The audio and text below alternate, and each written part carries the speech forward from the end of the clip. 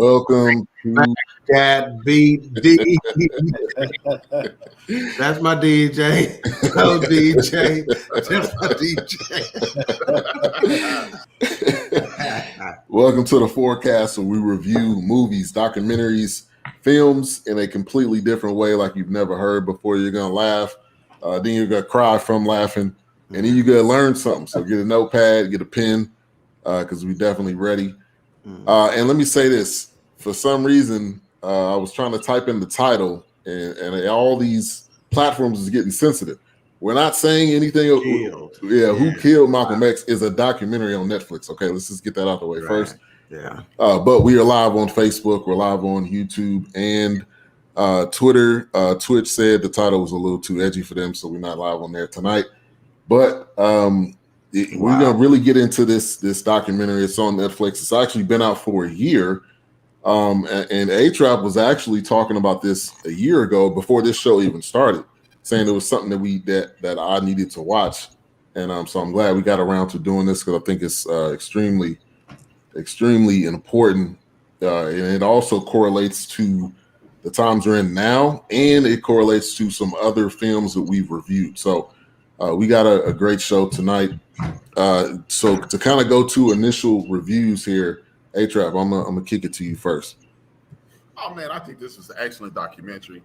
It shows the state of America. It shows the state of Black America, and it also it delves into it's like an octopus. It has very a lot of tentacles. It goes into various directions, and it's going to challenge us. It really challenges us. It challenges us to think in a specific way and not think emotionally.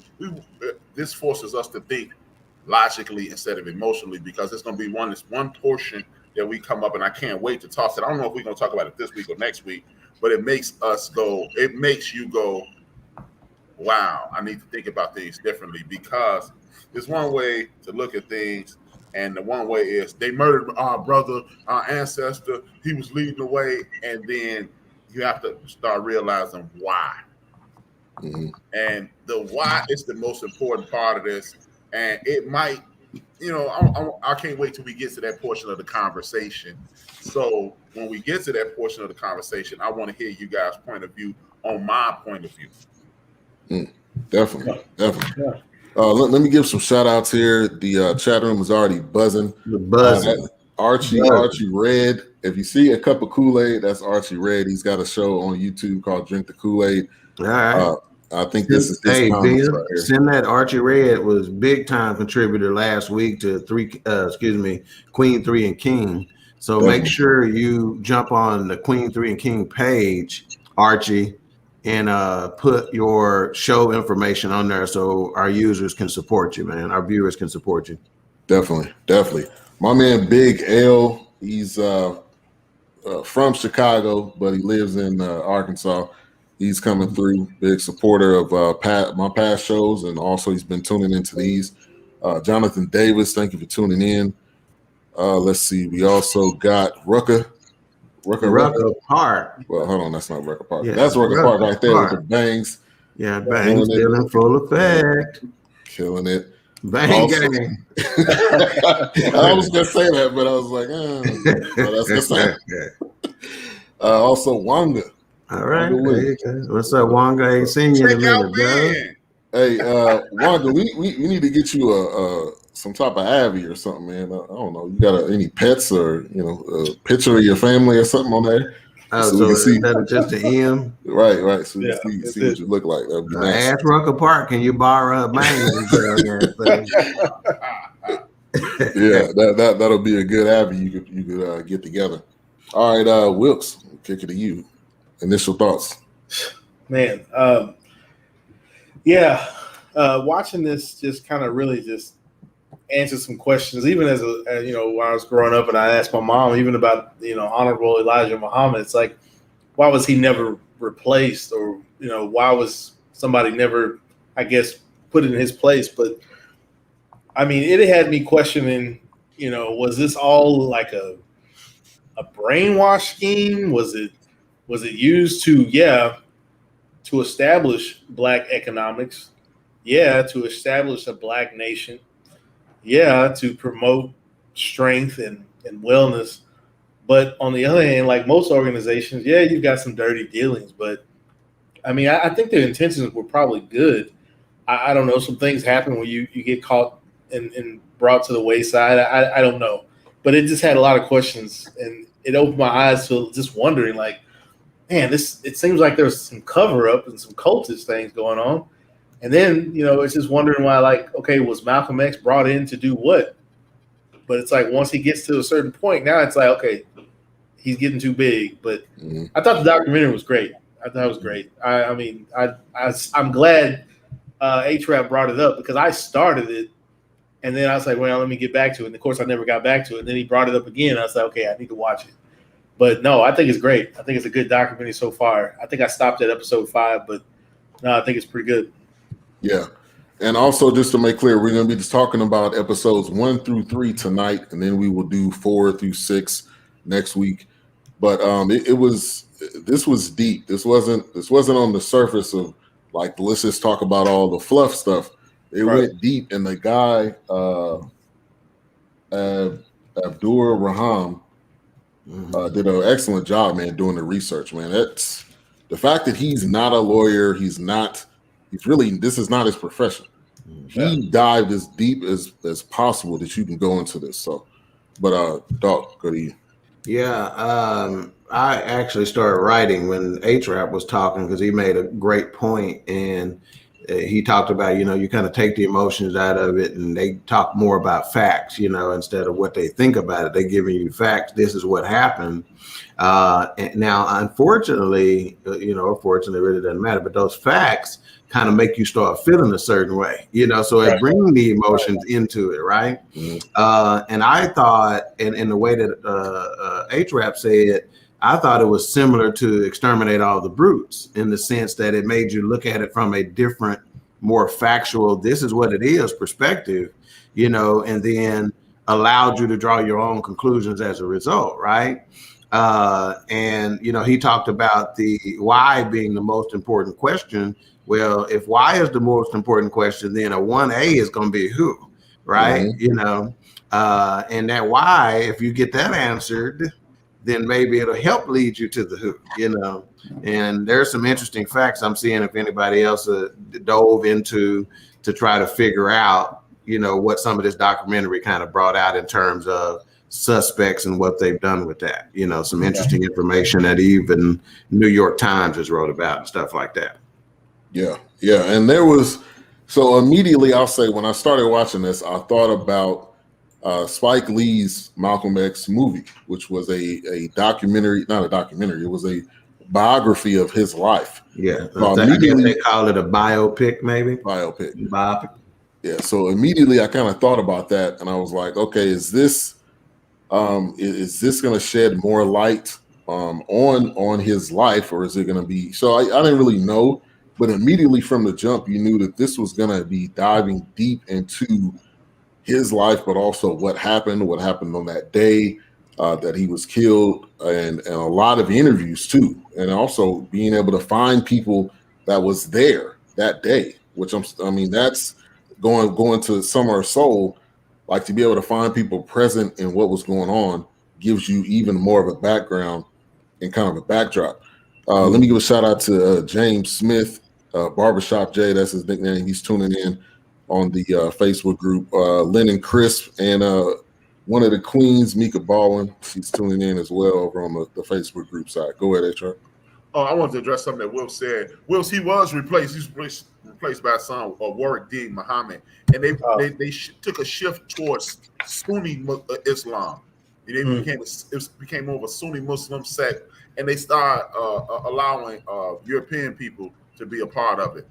When it went back towards the Nation of Islam as we saw it and as we know it today, that's when Louis Farrakhan put his house up and purchased everything back, and they've never been able to fully gain the keep their foothold in the community since that hiccup. Gotcha. Yeah, well, somebody mentioned, I think it was Wilks, Mayhem, as I like to call him.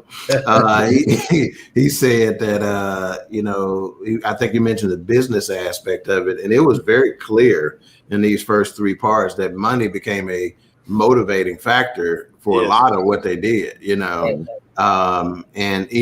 we talked, well, I shouldn't say that, but we will discover some parallels in some other movies that we have reviewed in the past, and again, I think even their courting of Muhammad Ali will support that theory that money was a big deal for them, and really, if you look at it, the Honorable Elijah Muhammad's recruitment of Malcolm X himself may have been a publicity money, because he saw something in him. He's like, dude, this dude can do something. He got the it factor is basically what people like him look for, right? That charisma, that swag, that whatever you want to call it, And so at the end of the day, which I don't begrudge any leader for this, but he's thinking about, I got to grow my organization and I need funds, and you identify people who can get to that. So, and as we all know, whether we believe it from a spiritual standpoint, from a Christianity standpoint, for whatever, the Bible says the love of money is the root of all evil. Not money. Yeah. Don't get that wrong, because money ain't never did nothing to nobody. It's an abstract object, right? So the love of money is the root of all evil. And so obviously some of that gonna kick in because you got humans that are dealing with it. Yes. Right. Before we move on, this is a book that I think you should check into. It's called The Dead Are Rising. It was a book that was written, Les Payne started writing this book 30 years ago. And his daughter picked up the baton because he transitioned. And this is basically an Alex Haley book from an outer perspective. This is from in regards to his sisters, brothers, aunts, uncles, mother. Mm-hmm. And because you were led to believe in that Spike Lee movie that his mother transitioned at some point, but his mother didn't die until the 70s. Right. So if you really want to get into the Malcolm X story, get into that, because I love the Spike Lee movie. It's one of my favorite movies, but at the same time, he left out a lot of people. He left out his sister. His sister is really the key to Malcolm X being Malcolm X. No disrespect to nobody in Nation of Islam. I got mad love for them, but Malcolm X's mom was Marcus Garvey's secretary. Malcolm X's father was one of Marcus Garvey's soldiers. So that was the Nation of Islam relit a flame that was already there. It relit the pilot on a strong flame. And that's a question right there that Archie Red put in there. Given what y'all have learned from the doc, do you guys still love the Spike Lee the movie that he made? A lot of people have issues with it to this day. So I don't know if we want to answer that now. Or we want to save that. I'd say let's go with it. Let's go. Yeah. I would say, from what I remember, yes, because it seemed like a theatrical movie. It wasn't. I don't know how factual it was now that you see this. So yeah, I think it was more of a Hollywood type movie. I don't think it dived deep into who he was and some of the further backstories. Yeah. I mean, it's just like I feel like even in that movie, the way they compared to this documentary and the way they dressed it up in the movie, and maybe I missed it in the movie, they made it seem like when he went to Mecca is when he realized that, okay, we can all do this thing together. It's not just me versus you situation. Yeah. But then in the documentary, it made it seem like, oh, he's trying to go out. He got suspended. He got kicked out. He's going out on his own, and he's talking about us. So we got to go after it. Mm-hmm. So it was just one of those things where it opened a lot of doors for me. And I know as a kid growing up in my neighborhood, the Nation of Islam is always going to be that pillar of the neighborhood. I mean, I don't talk ill about them. I have no issues with them. This documentary, is showing one side, but in the back of my mind, it's always going to be like those brothers on the corner passing out lunches or whatever, giving you newspapers, whatever. But it's just one of those things where it's kind of like they ain't giving you no news, baby. Well, you know what I mean. They ain't giving you nothing. You buying a newspaper. You go buy that at the light.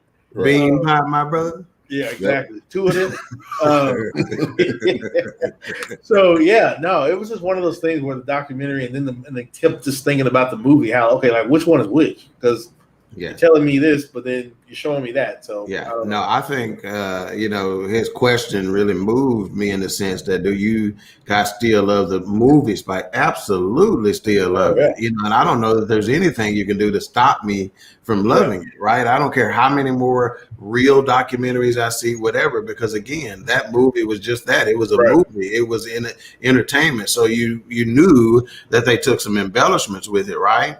However, it still got us to look at something in a way that we had never looked at it, right? That meant a lot for us. There wasn't a lot of those kinds of movies coming out back then and stuff like that. That was huge and made an indelible impression on me, I dug it for sure. Now, of course, I like the documentary in the sense that it's more factual, right? And you basically got somebody who has no agenda trying to figure this stuff out, right? There's just a guy who's in search of the truth, and he's not some big time attorney that's trying to get, publicity for his law firm. He's not, for future clients and all this other. This is a dude who basically is a narrator on a tour bus, or whatever you want to call it, that just do a regular everyday job, that's spending his time with it. So the Spike Lee doc still holds its weight. Yeah. And the one thing I can remember is when he had the zoot suit on and he's walking with his arm like hey, that's a classic, Denzel. And hold on, side note. Okay, we did do one Denzel movie. I was like, have we done any Denzel? But we did the what was that? Little Things. Yeah, Little Things, yeah. Shout out to DJ Ramal, D Great. Thank you for tuning in. And Wanga said you had to pay for that final call. Right, yeah, because you had to pay them brothers to stand out in 100-degree heat in that suit, man. As soon as I knew, you got to do that. Oh, I'm good, man. I'm good. I'll just rock with this Jesus dude over here, man. But we get to be in the air conditioning. And DJ Ramal, it served its purpose. Yeah, the Spike Lee joint definitely served its purpose. I think that's what he's responding to. Yeah. I think it definitely did serve its purpose. What's going on, guys? I'm not sure what that is. I'll find out in a second. If you're on the Facebook group, please click that link right above the video so we can see who you are. Big Illinois, thank you for tuning in. Said brothers, evening everyone in the chat room. So, episode 1. Did you get HRap? Did you give your the answer to that question? Oh yeah, I can. I mean, it wasn't important. Y'all pretty much said what I was gonna say. Yeah, I mean, I'm just looking out for you, man, because being in the Wilks got this. Oh yeah, it'd be at work. Make sure you do it. It'd be at work. Yeah. No, but I totally agree. I'm in lockstep with you. You like you said, I think a lot of times we lose sight of what's going on. Yeah, it's easy to go, this didn't happen 30 years ago. They should have done this 30 years later. Yeah, it's easy to say that 30 years into the future, but you have to back map what's going on. Did Spike Lee leave out? That movie was by and large accurate in according to the book. But this is something I said when me and D Gray used to do the show, The Couch Potatoes, right? I don't think we should do any more bio pictures. We need to do series because you cannot encapsulate 40, 50, 60 years, 80 years of living in 3 hours or 2 hours. Great point. And then, contrary to popular belief, this fun fact, that wasn't Spike Lee's idea. The propaganda around it was, this the movie I want to make my whole life. Spike Lee, I heard an interview with Spike Lee said that he was gonna have a white dude do it, and he started pissing and moaning, and then they put him in. And when they put him in, they defunded it. Like it's this one scene in the movie, in the book. Spike, Malcolm X is a big time James Cagney fan, and him and Shorty, they shooting at each other with fake guns, and he fall on the ground, and you see his father get killed. If you ain't read the book, you looking at the movie like, what the hell was that? But because we have to realize You know what? And all the flack, and then I'm gonna be quiet. All the flack that our brother Michael Jeffrey Jordan takes, and you know, I'm not a Michael Jordan fan at all. But all the flack Mike takes for not standing up for the community. Spike Lee was like $6 million behind over budget, right? And they was like, "We're not giving you any more money."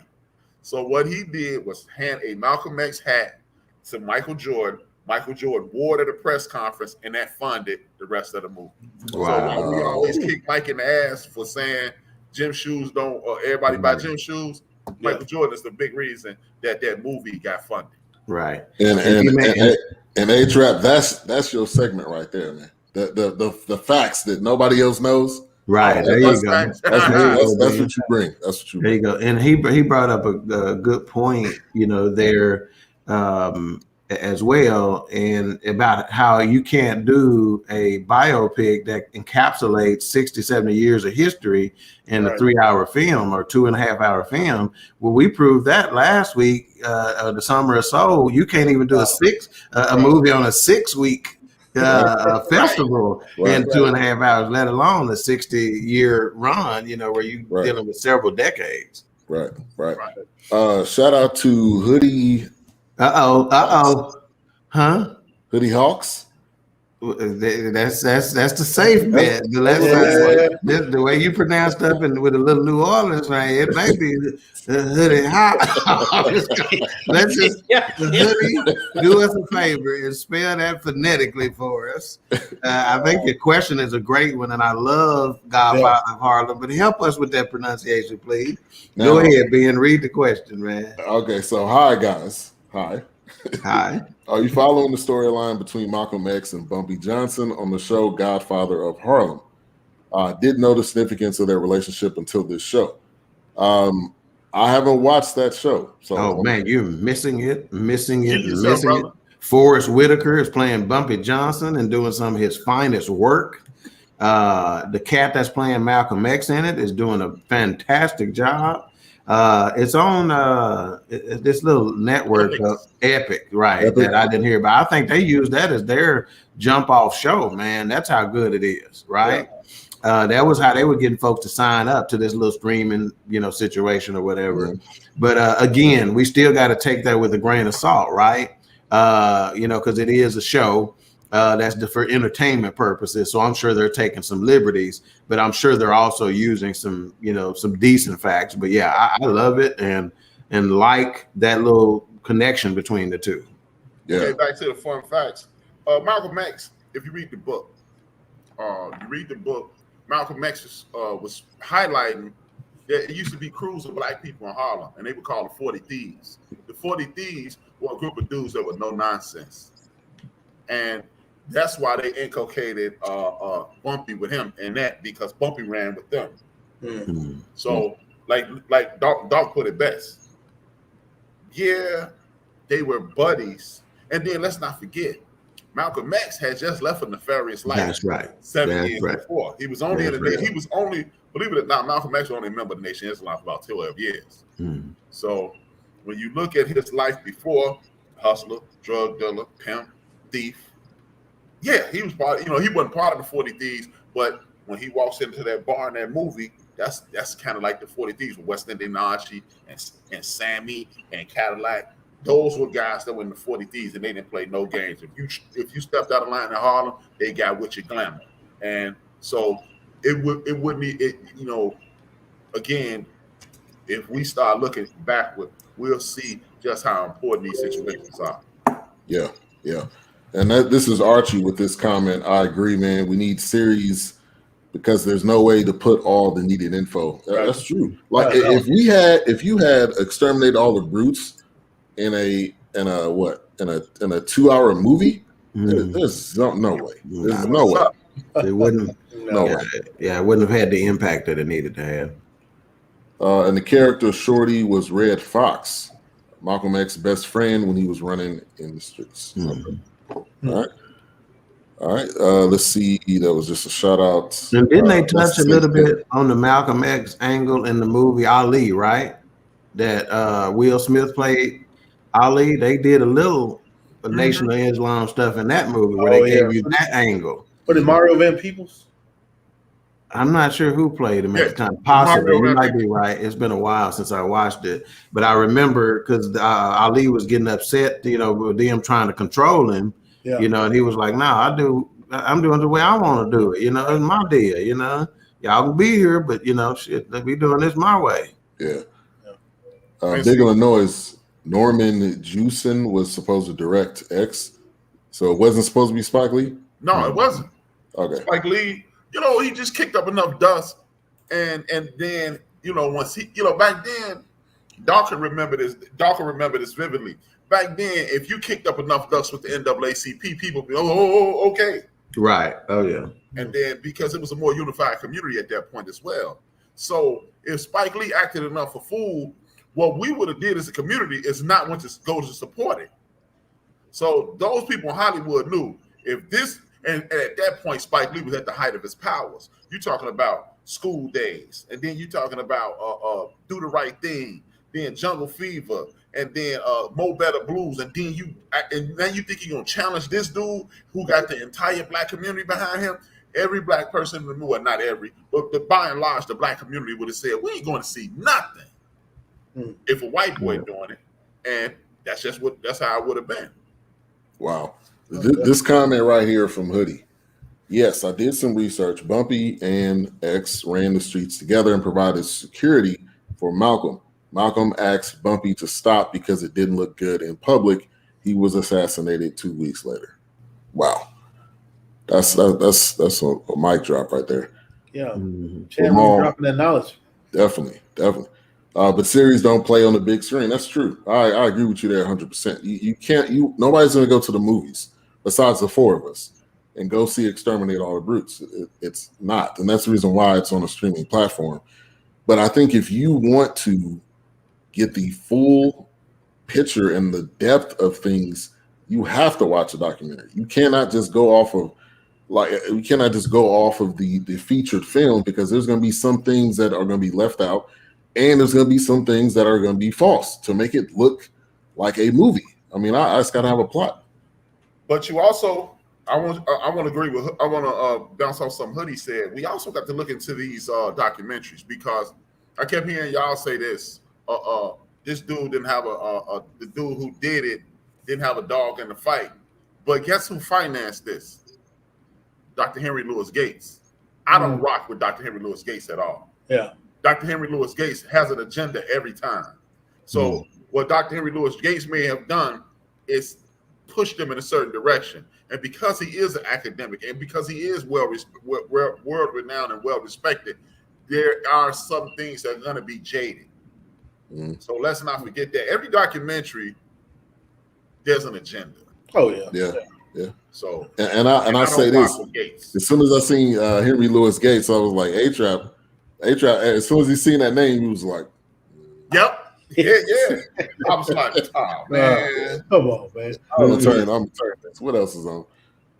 Shout out to my man Shaka Strong. He said Black Family, speak on it. Mario Van Peebles played Malcolm in Ali. So appreciate that. He directed Soldier's Story in the Heat of the Night. I guess he's talking about Norman Juice in there. Shout out to Miss Sonia. Thank you for tuning in. Appreciate your support. Cookies, yeah, I know. Yeah. Huh? What did he say? No, that's the nickname. That's a nickname. My nickname is Denise Milk and Cookies. Oh, okay. Let me back up off the laptop. Back, Terry. Hey, dog, put it like this. Yeah, put it in reverse, Terry. You'll be able to see the Fourcast shirt way better than you can. Okay. You have to join a Spreaker chat room one day, because she's normally in there on different shows that me and HRap listen to. Shaka, exactly. HRap. White director Norman. I didn't know he was. I know he was white. Okay. Could not be director, although I believe White Boy had own screenwriting rights and something tied to movie. So definitely. All right, let's get to episode 1. Let's dive deep into this one, which was called Marked Man. Marked Man. And exactly he was, but Malcolm spoke truth to power, which 100% agree to that. And in this documentary, just hearing him speak just made me like, wow, like what it kind of helps you see, like, what am I doing to help move just the movement of us? And so that was great. And it was talking about how Malcolm was predicted his death. And then it went to February 21st, 1965, Audubon Ballroom, which we know that's where the shooting happened. And going back to the Spike Lee joint, where the guy stands up and says, "Get your hand out of my pocket," which that was a running joke in high school. That was a running joke. In high school, nigga, I'm finna look here. I still say that to this day. I say it in the choir room at church. I say it man, I say that whenever it's a big crowd of us. I say that all the time. But and it kind of opens up with the researcher, which is Abdur Raham. And man, just the work that he put in, and also they had another guy that won a Pulitzer Prize that was just talking about this guy's done more research than anybody, and that part really blew me away. Yeah, they gave him mad respect, man. Definitely, and how it kind of opening and it started going into just facts of there wasn't normally there was police officers there. In this situation, there was only 2. I mean, it was clearly a mission for this to happen on this day. Yeah, and I think he did know. I mean, he also had his family, his wife and his family come. So let's talk about that kind of opening, 10 minutes or so as they're just kind of going through the facts. Dawk, go to you. Yeah, my first note, man, after the title of the first part was they came out swinging. Mm-hmm. I mean, it was no fluff. We ain't trying to give no cute little intro music. We ain't, hey, ain't no setup. Looking out of the window. They came with it right out the front saying, we ain't playing no games. Here are the facts. We coming with them right off the bat. So that got my attention, because I'm still trying to get my little drink ready and get comfortable and all this other stuff. And I'm like, whoa, let me hit this pause button because they coming with it, So yeah, I like the fact that they just get right down to it. This business, So yeah, I dug it, man. Yeah, Wilks. Yeah, no, it's kind of pretty much what Dawk was saying. I mean, I started it a while back, and I'm thinking, oh, this is just something to catch on, watch, kind of see. Maybe I've heard this before. No, they were dropping archives. They were dropping records. Mm-hmm. They were dropping events that took place. They were marking the bullets, the inch. I mean, they were doing everything. They were coming with it. Yeah, they put in court documents. These jokers. They were not playing everywhere. He wanted to get to the bottom of it. It wasn't like I'm just doing this because I'm writing a paper or something. Yeah, he's an ordinary guy, but they labeled him a historian in here. Yeah, Well, I mean, as a result, what does it take to be one, right? Putting in the work, and that's what he's doing. But I mean, this joker is accessing FBI surveillance, tape, manuals or whatever you want to call them, to see exactly what was being said. Transcripts is the word I'm looking for. Right. So I mean, I'm like, wow, and it's a regular dude. It goes back to if you know your rights and responsibilities and what you can have access, what's a matter of public record, you can go get it, Right. I believe that's Archie Red saying them documents and the government was suspect, as you know. And Black Swan, thank you for coming through. She normally comments after the show's over, but she's coming through while we're live. We appreciate that. Did see this last year. Bro did mad research. Facts, man. He did. He did. All right, HRap. Yeah, man. It was excellent the way it started, and I'll talk about this when we get to that. This is one of the reasons I don't like Dr. Henry Louis Gates, and I when we get to that portion, I'll tell you why. But I really appreciated the redacted letters and things of that nature, and this is why people like myself and most of the people in my family, my mom, and other people who grew up around the age of me and Dawk and older. This is why we don't trust the government and by and large, because you see the nefarious activities of the United States federal government. And just for example, what really bothers me is you get these situations like this, and like with the JFK assassination, right? And then the records won't be unsealed until like 10 years from now. And then all the truth comes out. What you've done is unofficially allowed people to murder and destroy people's lives and get away with it. Because in 10 years from now, there will be nobody alive that could have potentially they all died. Better than this. So it's just, we're going to let you slide, and then we're going to go on. Just like most people don't realize that the way Coretta Scott King and her kids survived this was 1977. The United States federal government paid a wrongful death lawsuit to the King family. So most people don't even know that. Yeah. Who paid that, HRap? The government paid the King family for wrongful death. The same thing that OJ got caught up in. Yeah. The reason he owed the Goldmans, the Goldmans and the Browns. Okay. The government did that to the King family. Wow. And nobody even talks about it. It's under the table, and then it's over. And like I said, remind me about this portion when he was showing all this information. And this is why, and I'll tell y'all why I don't like Dr. Henry Louis Gates. All right. Justin Caraway, thank you for tuning in. He said, loved the start and was mad at the ending. What ending? What ending? You talking about part 6 or the ending of part 1 or part 3? What ending? Yeah, I think he's talking about the whole thing, but we'll see. Yeah, he died. Nobody liked the ending, and that's my cousin. That's my little cousin. That's why I didn't talk to him crazy. Big L, Judge Mathis in Memphis did the ruling for the King family. Talking about that wrongful death suit. Oh, okay. He said the whole thing. Okay. Yeah, definitely. All right. J. Edgar Hoover. This cat couldn't stand a black person doing something in their community immediately, and I drew a direct comparison to Judas and the Black Messiah, because what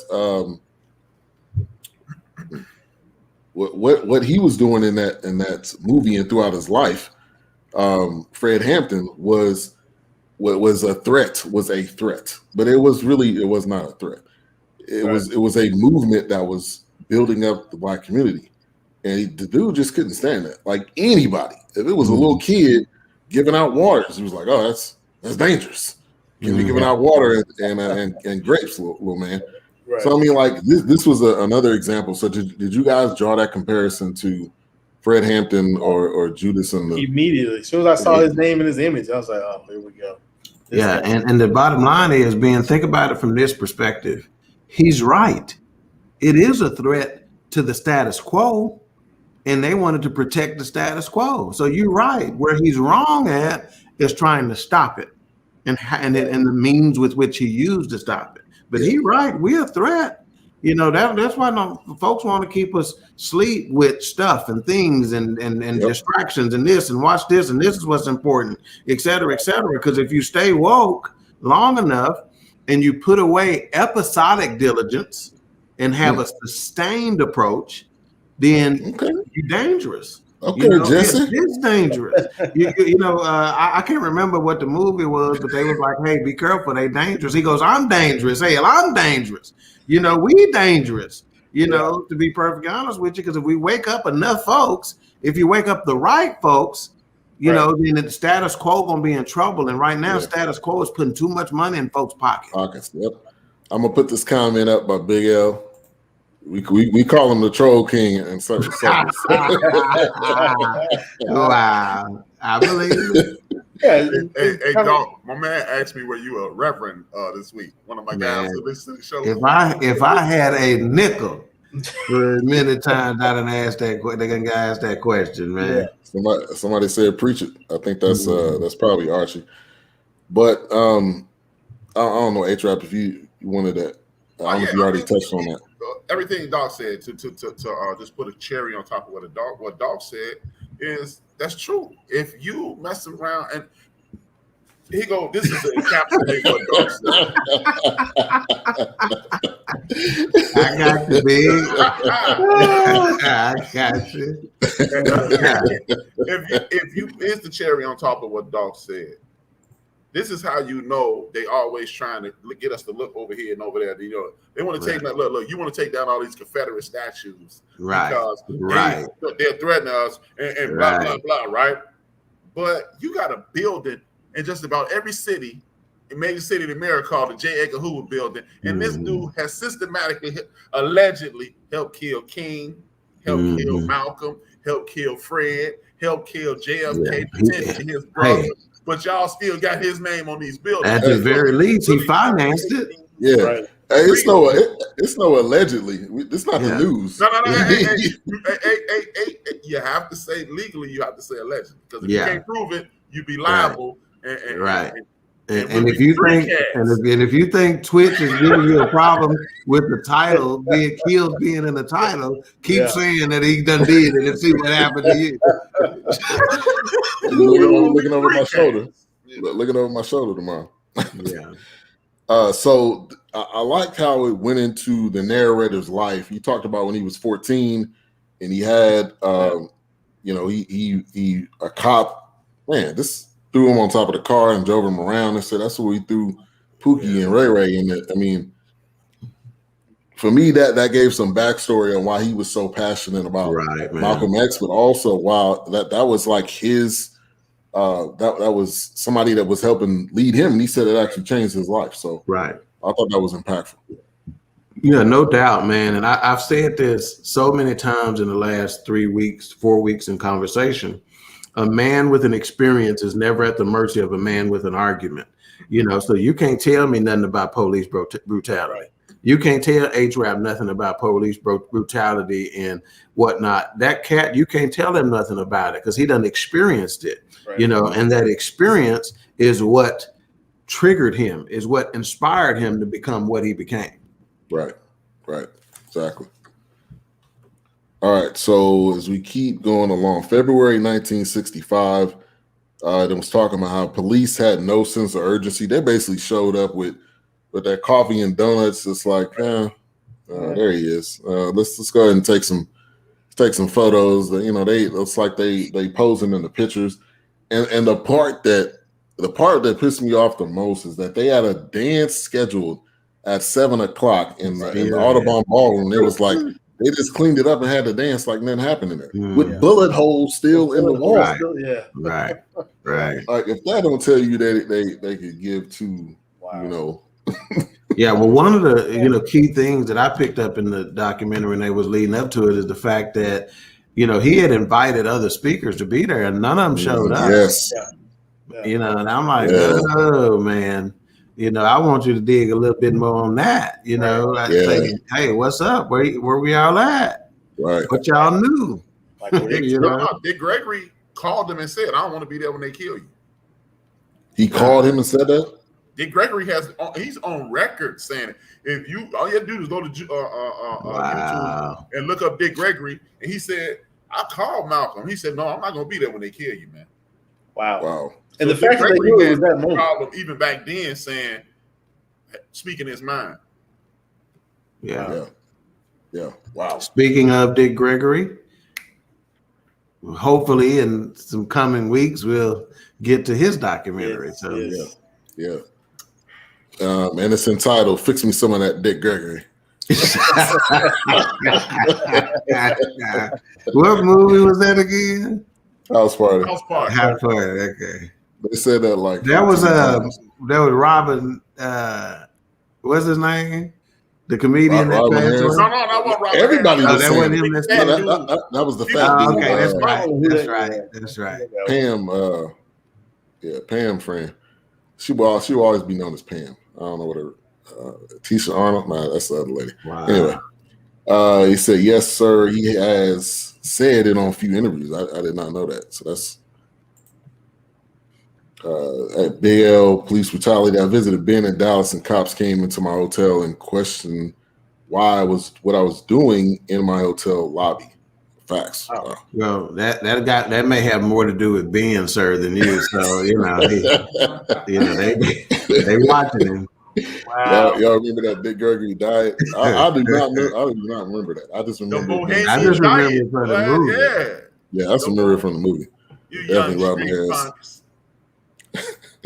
Hoodie. My mom was on the doc. That's Dick Gregory. Hoodie, you still gotta help us pronounce this last name now. We need you. Hoodie what? So now the part where I think it really started to kind of change was kind of towards the end of episode 1, where it started talking about the individuals involved, and then Norman Butler, who was still alive, and then it talked about Thomas Johnson, who was released and then he died, but neither one of them had anything to do with it. Mm-hmm. And then it went into Talmadge Hare, and now he was arrested. Now he said he said that he did it and he apologized, but he did not name, and this goes back to what HRap was saying, he didn't name the people involved until an affidavit.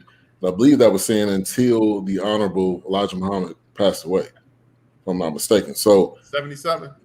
Yeah. So that part is to me where it started to ramp up. When you start seeing names, it's sort of like, okay, we really about to dive deep into and head first into this. So I wanted to kind of talk about that moment and how you guys felt about that. Dawk, go to you. Yeah, I mean, I saw it the exact same way, man. You know, because I didn't expect that kind of. Okay, how she said, Hoodie, how? Yeah. All right, cool. All right, thank you for that. I can rest better this evening.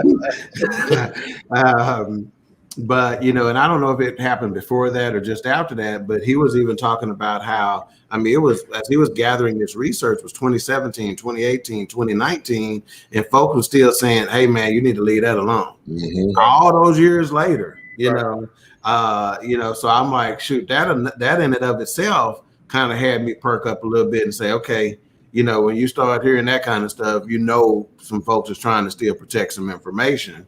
And like I said, when they started naming names, man, I was like, okay, this finna be for real, you know.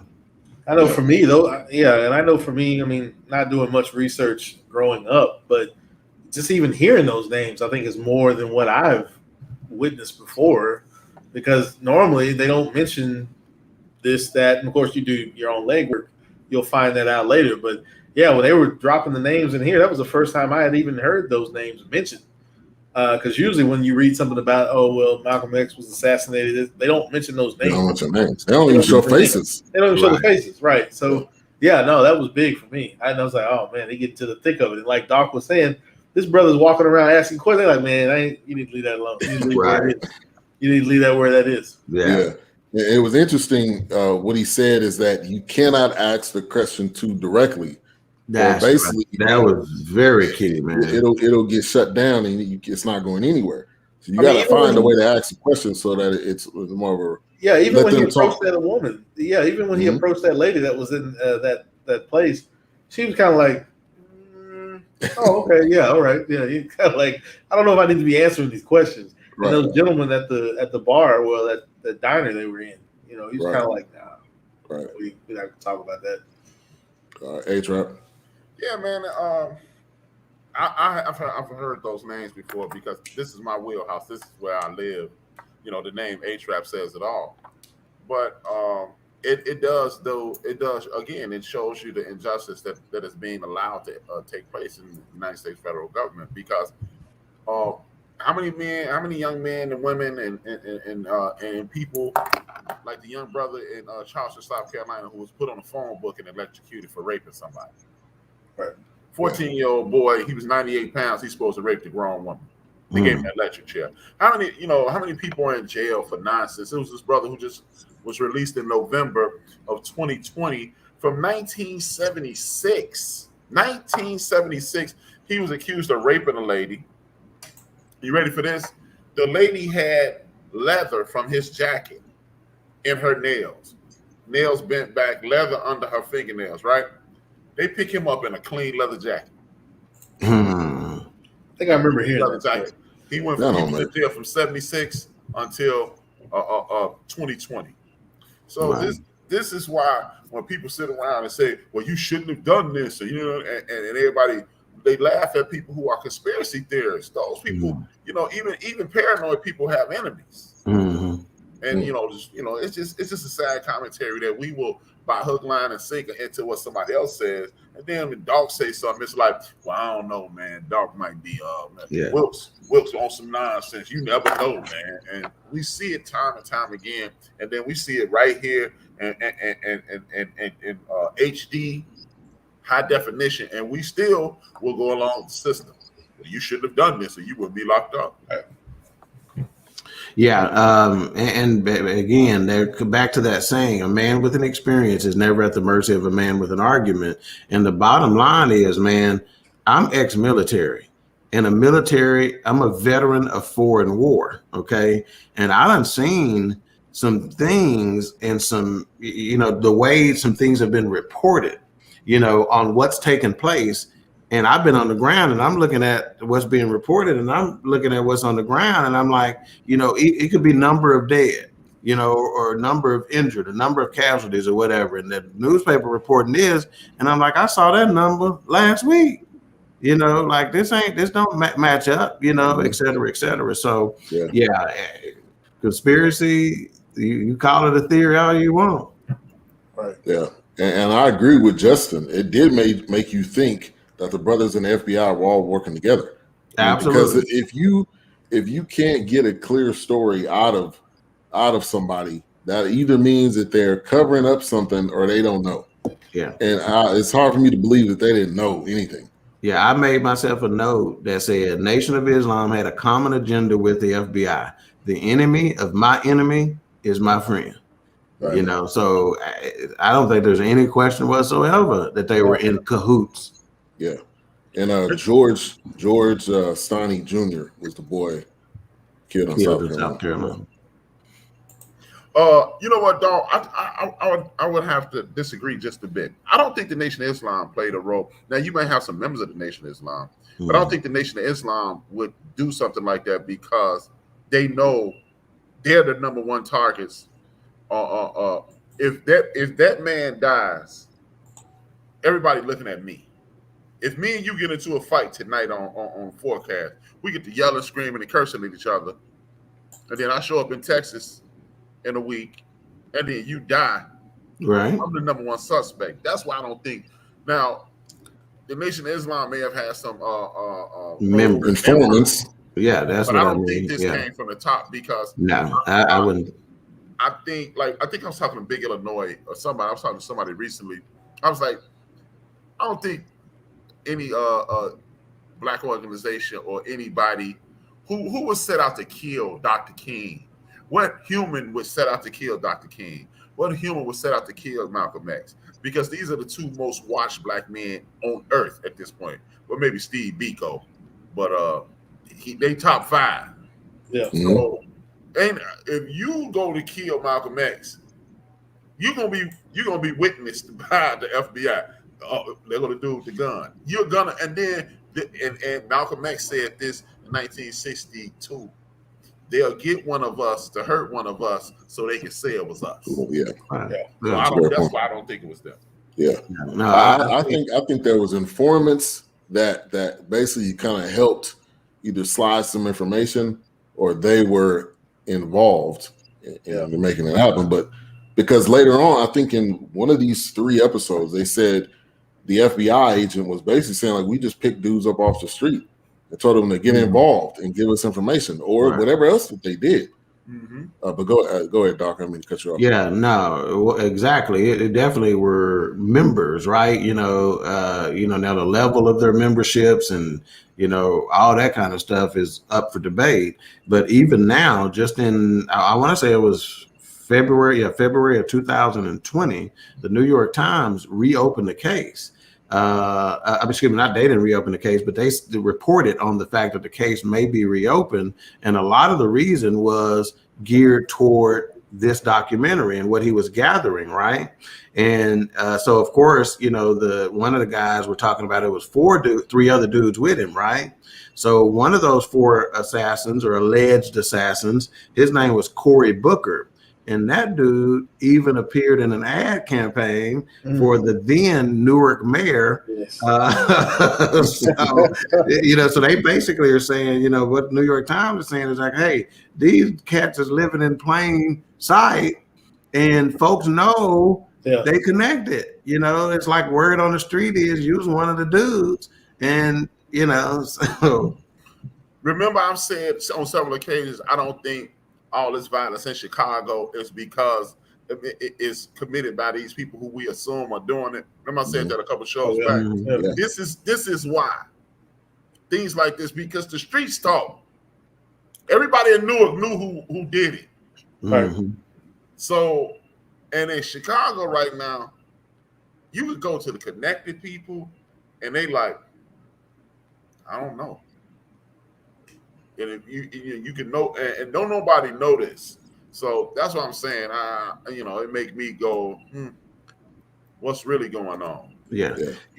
Matter of fact, I had an attorney tell me, there's some controversy going on in Dallas with some big figures, let's just say, to keep it as vague as possible.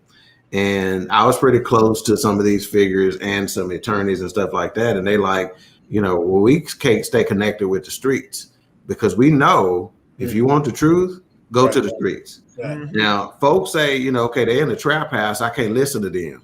He said, but if you want to know the truth about somebody, go ask them, hey, what's the deal with such and such? And they'll tell you, oh, yeah, he was over here. He did this. They're going to know it. So, the folks on the streets, man, they know. And when you go and later on, I went and was talking to somebody on the streets about it. Like, man, we've been knowing that. Right. Like it ain't nothing. Like, man, we've been knowing that. You ain't telling us nothing we don't know. Hey, after the show, the post show, I remember these two words, Herbert Muhammad. That's all I got to say. And this is directly from my grandfather, from what you say. I'm not going to say it out loud. All right. So one of the bombshells was, I thought it was just one assassin.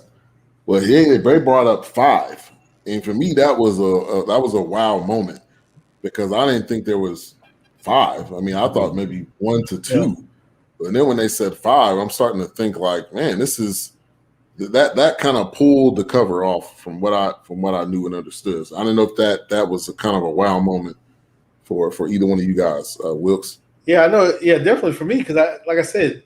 Growing up, I didn't do a lot of research on Malcolm X. I knew Malcolm X, big figure, iconic. Did talk and study a little bit about the killing, but everything I've read never mentioned anything about how many people were involved. Like I said, that's the first time I'd ever heard those names before. And that link, they always made it seem like it was, okay, he was assassinated, and maybe it was just 1 or 2 people, but that was it. I didn't know it was 5 people. Yeah. So I have to definitely say, HRap and Dawk, educating me tonight, and even the chat room, because I don't know a lot about the inside or the parallel stories of that. Mm-hmm. So that's why I was like, 5? I was like, I'd never heard this before. Right. So I was definitely like, wow, like what? I never heard this. And let's be honest, the powers that be, you talk about not doing the research. Not very many of us did, especially coming up, because the powers that be pushed us towards the friendly Dr. King. They don't want us to be into what Malcolm X was doing. Because they automatically. They're like, yes, this should be your hero. Yeah, right, no violence. Shit like him. He bad, he good. They labeled him this figure like this. They didn't want no smoke. Right. So they were pushing us toward the friendly. Exactly. And to confirm that, this goes back at the beginning of the conversation. This is something that Spike Lee put in his film. It was 5 shooters in the movie. And here goes something funny. He wanted Wesley Snipes to play the role that Giancarlo Esposito played. And Wesley told him, man, I'm not going to be the dude that killed him. Yeah, don't put me in that role. Yeah. What about the theory? Realize it's Giancarlo, but if it had been Wesley Snipes, you'd have remembered. Right. Now, Justin said, what about the theory of the holes in the floor? Did they talk about that in the first? I didn't catch that in this documentary so far. Well, I'll speak on that.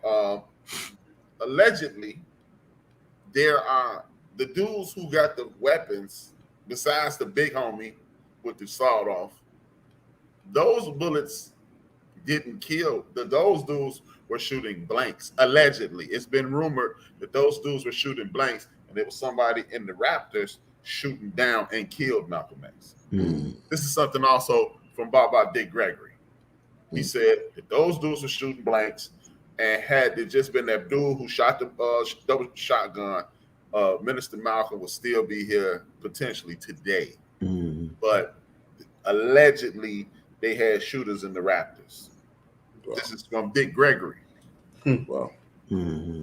I mean, hey man, if you listen to some of the interviews with Dick Gregory, you'll walk away going, "Oh, come on, Dick." Sometimes, but 99% of the stuff Dick Gregory say, he ain't never gave me that feeling, man. When I hear him, I'll be like, he seems well vetted to me. Yeah, and I'm just saying, some of the stuff you'll be like, come on, man. And then other stuff you'll be like I say, 99.9% of the stuff he says pans out. But it's sometimes he'll go deep into the stratosphere and you go, damn, could that be true? Right. Yeah. And there was a clip that was played, and I think we talked about that, or HRap, you mentioned it, where there was a guy that basically said he was standing next to Martin Luther King, and he said, "Oh, when I step back so that he can get a clear shot." Yeah, and I think that was that was like one of those wow moments. Mm-hmm. This is from Justin. Yes, that was an FBI agent because they didn't trust the black guys to complete the job. Quite possibly. Yeah. So as we're getting into episode 2, they were kind of talking about some facts, and this one was called "Straight Man in a Crooked Game." And fantastic title. Yeah. Dick Gregory was the truth, says Big L. What are you talking about? The Shakes or Dick Gregory himself? You need to clarify, sir. And Justin just clarifying, that's why I was saying they worked together on killing him. And so, when they kind of talked about how Malcolm was just trying to get the message across. But in the Nation of Islam, there was more so, it was a movement. There was a business. They had money. They had businesses. In order to continue to run your business, you have to bring money in. And Malcolm wasn't what they were saying. That wasn't him. He was giving away money. He wanted to get the message across to build up people. So they talk about, it said 3 assassinators. They talked about Mosque number 7 in Harlem. And I think then they started to talk about Newark. But I thought that was, just that title alone was saying that Malcolm was not really about the other aspects of the Nation of Islam. That's what I was getting from that. HRap. Oh yeah, and they mentioned it. They even said that. What I've seen this whole thing, so I hope I don't ruin anything. They even mentioned that some of his children didn't like him, and that's why I said I don't think it was the Nation of Islam per se. That didn't like who? Malcolm. It was. They did mention that his kids. Okay. They were jealous. Okay. Yeah, they said it. And they mentioned how some of his children didn't like him, and how if the most honorable Elijah Muhammad did transition some of these people who were not living righteously, they knew my man was going to throw them out. And y'all right. I mean, that, and again, that goes back to my theory of it isn't the Nation of Islam per se. It's just some of the rogue members. And this is okay. Now this is time. Now that we're talking about this, this is why I don't like Dr. Henry Louis Gates, because in my opinion, he will show you the federal government is crooked, and then he gives you chapter, book, and verse on what we do wrong. And that's something I don't like. He will not highlight everything that they do, but he gives you, and then Dawk did it, then HRap did it, then Wilks did it, then Ben did it twice, and then HRap when it got Big Illinois, and then but when it's the other side, it's like it was crooked over there, and the FBI was crooked, and then that's it. And that's why I don't like Dr. Gates, because when you watch his documentaries on Amazon Prime, he makes sure, and black people did this too. He could be talking about the slave trade, and don't forget that black people did this and this. And I'm like, and what he's giving you is the truth. What he's giving you is the truth. Don't get me wrong. But if you're going to give me chapter, book, and verse of my issues, HRap is overweight, HRap is 5'10", HRap lives alone, HRap, I'm gonna need you to tell everything about these people over here. Hey, Hooper, I need you to tell us he was a CrossFit. Exactly. Right. Yeah, and Dr. King, yeah, Malcolm talked about how, you know, whenever the nation was giving him this thing and saying we got to be worried about business, et cetera, Yeah. he's like, I'm simply pushing the agenda. I'm simply teaching what you taught me. I'm not coming with my own theories. I'm teaching what the Honorable Elijah Muhammad taught me. Right. You know, and so, you know, I think they had told him, he told him, don't say nothing about Kennedy. Right. Yep. You know, that was just put that in there. Don't say nothing about him, you know. And so he was like, you know, well, you know, you asked a question, I'm gonna tell you what the truth is, and it's based on our teachings. You know, he goes, I can't worry about the rest of it. I'm just teaching what we are taught. Right. You know, and based on what we're taught, this is what happens, you know, and it's hard to argue, to be perfectly honest with you. Yeah, Malcolm wasn't pulling no punches. Right. And he did his best, man. He did his absolute best. And then when that question came up, which me and my wife looked at each other like that was a setup. I don't know whoever asked that question, but like, what better way to expose someone and ask them a question? And how did you even? That was just some guy supposedly with a random question. Yeah. Like, to me, that felt like a setup. Like, he knew that he wasn't supposed to speak on that. But let me ask him this, knowing he has opinions and thoughts on this. Yeah. Well, let me answer this question from Justin Conway. The reason you do that is because you're looking at a situation where these people are called the boogeyman of America. They're called terrorists at this point. When you have an organization standing up for your people, you can't afford to lose anything, because let's not forget, Justin, the day that Malcolm X was assassinated, in the Black community, he had a 40% approval rate, meaning 60% of the people that were in our community didn't like him. 60% of the people that in our community didn't like Dr. King. So why? The reason the Most Honorable Elijah Muhammad told him don't say that is because, hell, our people are against us on this. So now you speak bad against a dude who is for our people. You just put us, you lined us up with the cue ball and the 8 ball in the side pocket and game over. So you can't afford to do this. It's checkers, not chess. We have they were attempting to establish a nation inside of a nation. And if you got establishing a nation inside of a nation, you don't need the whole world against you. The world is against you to begin with.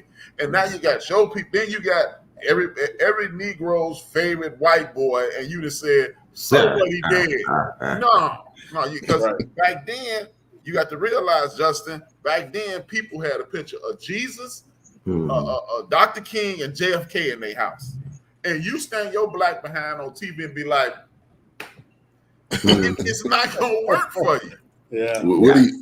See, here the deal is, though, and this is why at the older I get, the more I'm with Malcolm X on his approach, his delivery, his thought process. But you got to think, if this was back in, what was it, 65, right? 65. Okay, so check this out. If you think that there are some black folks with a slave mentality now let me just pause for just a second. This is why you tune into the Fourcast, because we're gonna review movies and we're gonna talk about stuff in a way that that you thought may not have otherwise been provoked. So if you think some black folks got a slave mentality in 2021, what do you think some black folks had back in 65 when slavery just ended yesterday? Don't get us. Shit, hey, don't. You're gonna upset master with this. You need to be quiet, you know. So shoot, I can believe 60% of them. You know, like we got it pretty good now. You know, we can have curtain on our window. You know, whatever, you know, they was happy about. You know, be quiet before you mess it up. You know, so that doesn't shock me one bit. And then to this day, hey, truth be told, listen, black folks that just watch this documentary probably get their skin start crawling and get uncomfortable and can't just sit in the couch and watch it. You know, and they telling about what happened, not what has happened. You know, because they're like, okay, man, you know, you go start something, you know, and they just don't want that something to be started. And I'm like Michael Jackson, I want to be starting something. It's the name alone. I mean, if you just wrote that name Malcolm X across a piece of paper, immediately so many thoughts of, well, this guy was just, he was a tyrant. Like, he was just running crazy. You know, he was just trouble. No. He was getting in your ass. That's what it was. Yeah. You're not gonna keep knocking me up against my head. You the truth. Yeah, right. And he was defending himself. Knocking me up against my head. Yeah, that's like, you're not gonna keep beating me. I'm gonna lay down and take it. I'm tired of that. And one of the most powerful propaganda machines of all time is against you. You know, and so they gonna put it out. Them jokers talking about them sending letters that made them look like they was coming from somebody else. Right. You know, just to get the word out, man. You know, so hey. You want to talk about being, you know, see, again, I'm gonna tell you right now, there's a term that has become popular on this radio station that I listen to, and they're calling them sheeple, right? In other words, we're not people, we sheeple. They take a cross between sheep and people.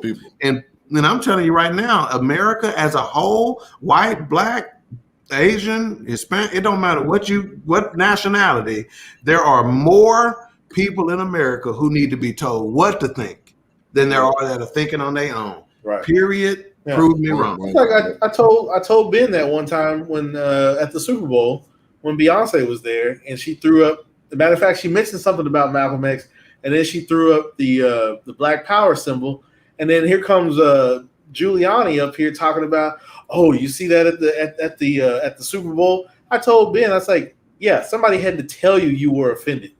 Because before that, you were not offended. That's right. So now all of a sudden you're offended because, hey, we pointed it out. Oh, you should be offended. I was like, yeah, that's right. You know what? You just this. We sure should. You know? So you should be upset about that. Yeah, people had to be told what to think. And what I'm telling you right now, it's happening in churches. Yeah. It's happening in businesses. It's happening everywhere. Folks are trying to tell you what to think, what to do. You know, as opposed to you thinking on your own, having an independent thought. Right. Like this image right here is so iconic. And what was he doing? He was protecting his family. Right. It wasn't as if he was like, oh, I'm just out here about to start sniping people. He was protecting his family. And that was another thing that he preached. It's not about going over and just shoot a person. If that person comes to you, you have to defend yourself. Right. Yeah. He defended his family right before I set my own house on fire. Right, you know, really. Like how did that happen? Right, exactly. And then to give credence to what you just said, when you see the one of those interviews right around the time, it might have been the same day that he made the statement about JFK, and they asked him, so do you think you gonna? No, it's when he came back from Mecca. They said, so you think you gonna tell your people to stop buying guns and things? He said, yeah. As soon as y'all tell y'all people to stop buying guns. Mm-hmm. Right. Yeah. We'll put our guns down when you put yours down. That's right. Exactly. And good question. Another one from Justin. Do you think that's why they stopped Muhammad Ali from talking? Maybe that's man. They didn't want him to talk because he was vocal about stuff that made people nervous. But he was just speaking the truth too. He was doing it in a charismatic way that made you laugh, but also made you. But he also had. I mean, this and everything we've watched. And the stuff we know about Muhammad Ali is that he had serious conversations that he had. No question about it. Yeah. I agree with that. I think that's why Muhammad Ali still arguably the most beloved sports figure worldwide of all time. You know, there's never been such crossover appeal. And it wasn't because I'm float like a butterfly and sting like a bee. You know, it was because of his political stances on stuff as well, you know, at the cost and detriment of his bank account. Yes. Yeah. He went all the way there. It wasn't I'm gonna hold out to a certain point. Yeah. No, I'm not doing it. Yeah. I think the biggest thing I've ever heard, well, I won't say ever heard, but I think the most prominent thing that always stands out to me with Muhammad Ali is like, you want me to go fight somebody I have no idea who I'm fighting and why I'm fighting them. Right. But I can't get you to fight for me here in the United States. Yeah, famous. Ain't no Viet Cong done nothing to me. Really? You know? Yeah, like what? Yeah, come on, man. And we can't, so he put his whole career on the line. He put his freedom on the line, and shoot, we can't even get people to pitch in $20 to be able to go help the old black lady in South Dallas. I mean, it's like, come on, stop. Yeah. And then if you think about it, like that whole that one night in Miami, look at the people and the mentalities that were in that room. Yep. Jim Brown starts American. Muhammad Ali is Muhammad Ali and Malcolm X are clearly Muhammad Ali and Malcolm X, but the one that we don't talk about enough, Sam Cooke. Sam Cooke paved the way.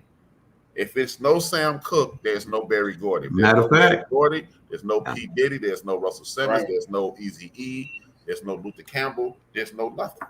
Yeah. Matter of fact, a change is going to come. There's some people who credit that song as being the soundtrack of the movement. Mm-hmm. Yeah. And interesting you brought that up. In this in this documentary, it brings up what was that guy's name? That he said basically, what was that guy's name? I don't know if I got it down, but basically the guy comes to Malcolm and he's like, hey, let's go to Miami so things can kind of cool off. Right. And that was That's how, right. So I don't even think it wasn't a plan for Malcolm to go there, but he went there because one of the guys basically said, let's go here so you can cool down and chill out. That goes to the image when Malcolm had the camera and Muhammad Ali was there. It didn't talk about Jim Brown, but we know that they were there because what we know now. So, man, this is the way this was tied to other stuff we watched. Man, really like made me just thankful for how like far we've been doing this because it starts to intertwine with other things. Right. Every week it's God. It's connected. There you go, ancestors, and at the end of the day, everything is connected. Yeah. So Malcolm was the reason why Ali joined the nation, correct? I think that's where he first got his tentacles up because he said he liked the way that he was talking back to white folks, and he was like, he stood up to white folks is the way he said it, like he wasn't just taking what they were saying, and so Muhammad Ali is checking this out on interview after interview after interview to where he's like, I'm not taking just what you said just because you said it. No, it's this way, it's that way. Well, it proves this, it proves that. Just like that transcript of the when the FBI came by his house when they had set him down, HRap, and the FBI agent came by there trying to flip him to get him to become an informant. And the way he handled that dude, who again was smart enough to turn his recorder on and record the doggone conversation. You're gonna use my words against me. Checking him. And see, and again, another fun fact that's being asked me to do. People don't know that they were reconciling at the end of his life. Him and the Most Honorable Elijah Muhammad had conversation that was going to bring them back together. No idea. Did not know that. No idea. Because that's why this is a plot bigger than the Nation of Islam. It's a plot bigger than Malcolm X. Because as I stated way back when we first started doing this, we were talking about something. It's two types of people in the revolution. You have an immobilizer. Malcolm X just happened to be both, but a mobilizer is Dr. King. He brings people together. And an organizer is a person who puts things in motion so once you get it together. See, Dr. King was like, okay, I'm going to work with the system. Everybody come right here. And then if you got Dr. Malcolm X saying, I'm going to work with him. Now you got a dude who's about to embarrass the United States of America in front of the world. He is going to stand in front of the world and say, you see how they mistreating us? Y'all fighting apartheid down there in South Africa. Look, we're dealing with apartheid here in America. Y'all dealing with this. Because let's not forget, well, I don't know if y'all are aware of this. Steve Biko is one of Malcolm X's friends. Patrice Lumumba, one of Malcolm X's friends. They get killed around the same time. So he's not only talking to people in America, he's talking to people overseas. And contrary to popular belief, our good brother, our ancestor, see, we hear about the speech, the I Have a Dream speech. He had an even more powerful speech in 1958 at this same place, at the Washington Monument. At the Lincoln Monument. Our brother, Dr. King. And he was also in concert with Patrice Lumumba. And guess what? They sent Richard Nixon to the inauguration for the independence of the country, Ghana. And Richard Nixon show up there. Guess who's standing there? Our brother, Dr. King. Mm-hmm. Him and Coretta Scott, they chilling like, and Nixon like, what you doing over here? He's like, what you doing over here? Right. You know, like Martin, you in church. You in church. So kind of a side tangent to HRap. You bringing up Dr. Martin Luther King and Malcolm X. When you started seeing pictures of them, I always wondered what could have been with that partnership. So I wanted to ask this question to everybody. Was there a partnership, or was it just them sitting down and having a conversation and people took a photo? I can't really answer that, but what I can do is tell you this.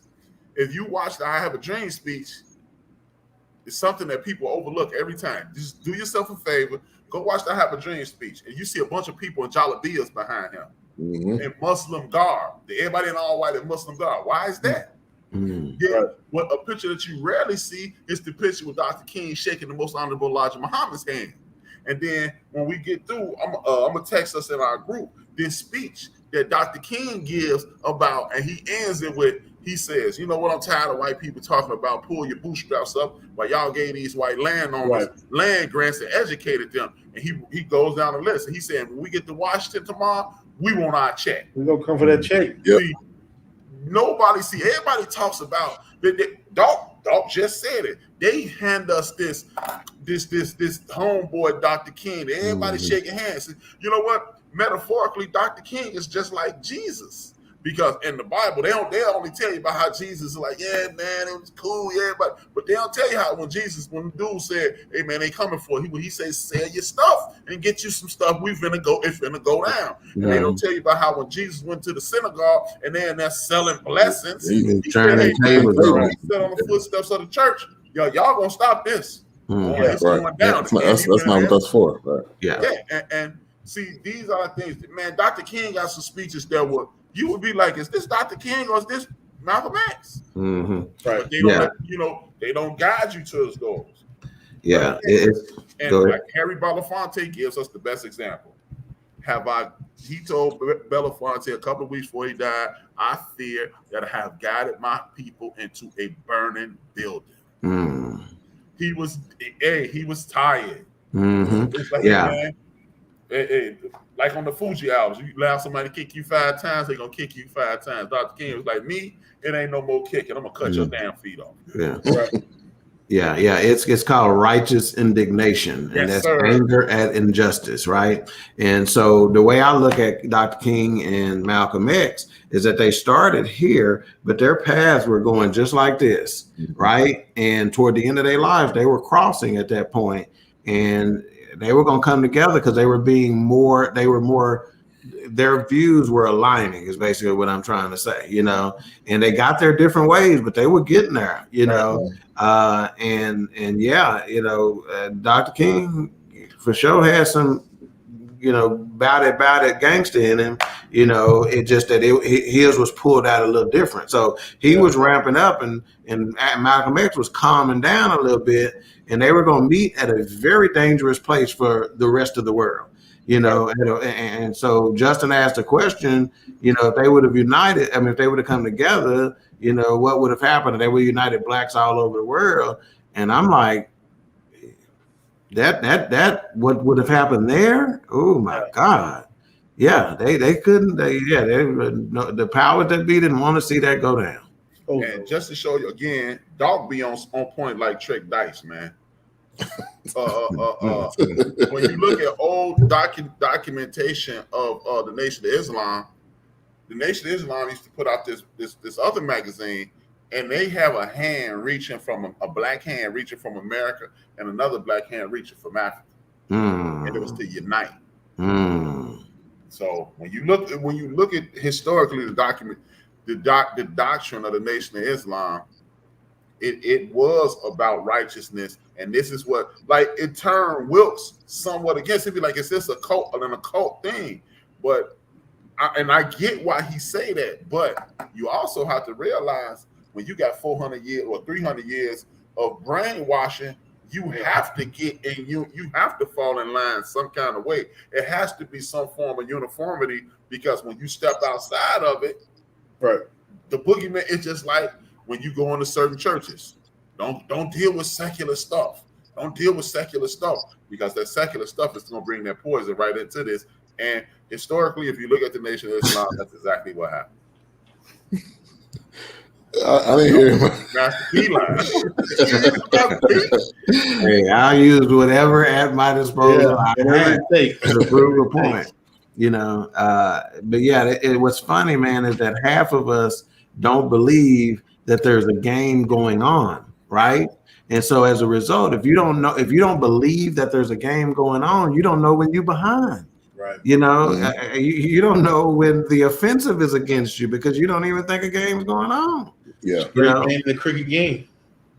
Yeah. There you go. There you go. But brought it all around full circle. So it started to talk about Newark. We started to go into the direction of Newark, and the narrator went there and he sat down and he talked with people, and it started to more stuff started to come out, but also some people weren't saying anything. Yeah. And you had the cat with the earring with the I don't know what symbol that was that he had in his ear, but that was a conversation. It was like people know stuff. It's not as if this is a secret. I mean, you know, people know. So this guy Abdur Raham was just going anywhere and everywhere to get to the bottom of it. He was a detective on a case that is 50 plus years old. Right. Like, imagine that the work the ultimate cold case. Right, exactly. Mm-hmm. Exactly. Yeah, but what I liked about it is that what you'll see is that, number one, the older people get, the more in line and concerned with their consciousness that they get. So some of these older white FBI agents and doing all that stuff, that's the reason why they vomited at the mouth too, telling everything that they know. They ain't trying to, at this point, shoot, protecting the staff. They're not worried about that. They telling you, ask them a question, and I'm sitting there surprised, like, this sucker answered it, you know, on camera with his face showing. Yep, we did that. We sure did, you know, and the way we was gonna play them is we was gonna make such and such and such, you know. And again, there are people on the other side, on the other team, right, that at this point, you know, this is how they catch murderers sometimes, serial killers, ego. They want to be, you know, they want you to know how good I was at being able to pull this off. We were so good. We were tricking each other like this, you know, and they'll tell everything that took place. Yeah. It's true. Yeah. He said that was like everyone need it. So, and then in episode 2, they started to go into Malcolm's life. In 1952, he was paroled from prison, and it seemed directly after that he met or he was taken in by the Honorable Elijah Muhammad, and how he was basically kind of rising up the ranks, if you will. He was like the trustee that became the deacon, that became the assistant, that became the almost bigger than the movement. But like he was saying over and over and over again, I'm just saying what the Honorable Elijah Muhammad taught me. He taught me everything. Right. It's not as if I'm just coming up with stuff. So and then they started to really talk about that divide and the comment on JFK, and then you end up getting set down. And then I think shortly after that, I believe he went to Mecca, but they didn't really, I don't know if they really got too far into that. But an important moment, I had something down on my notes here. Just breathe. Just breathe. but the FBI was so focused on the Nation of Islam. This is how much they were studying it. And I think there was the Pillar Surprise guy was saying the person that was most investigated or surveilled was Elijah Muhammad. It wasn't Malcolm X. It wasn't Martin Luther King, and that blew me away. that part, I was like, I didn't think that was true. And see, Wilks, I'm sorry, Wilks. No, go ahead. No, you good. See, Wilks, that's the part I'm talking about. That's why I say it stopped at a level. Right. Because if we were, you knew he didn't have anything to do with this because you listening to every word out of his mouth. Mm-hmm. So man, this crooked ass people. I'm trying to be I mean, even going back to what Dawk was saying, it's like, and the documentary was mentioning this.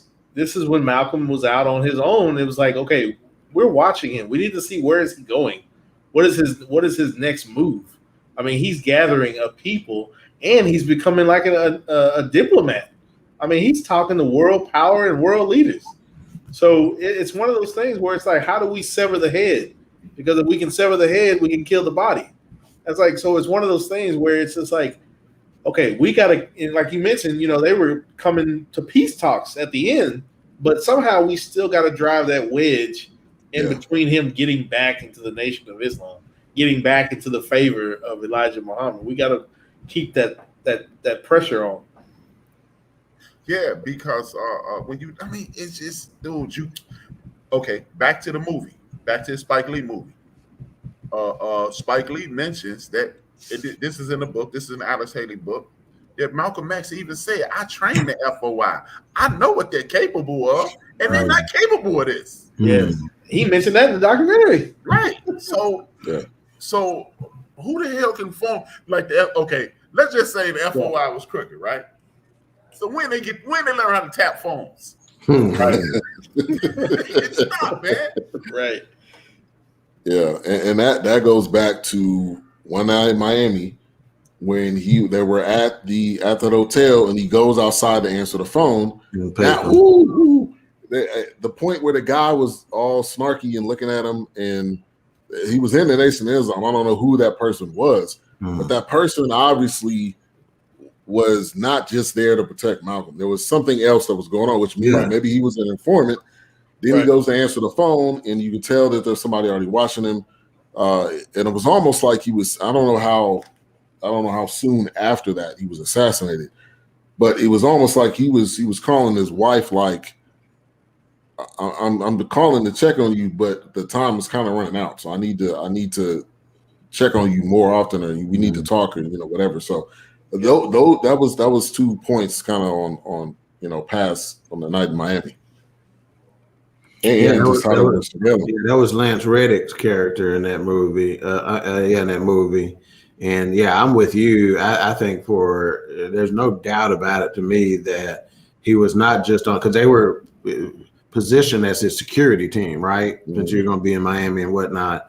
But I don't think there's any stretch of the imagination to think that he was also there to provide information on what Malcolm is doing, or try to steer him in a way that was not going to be too detrimental to the nation or whatever the case may be. Yeah, the FBI also seemed like they were driven on. It's easy to turn somebody when there's desperation about.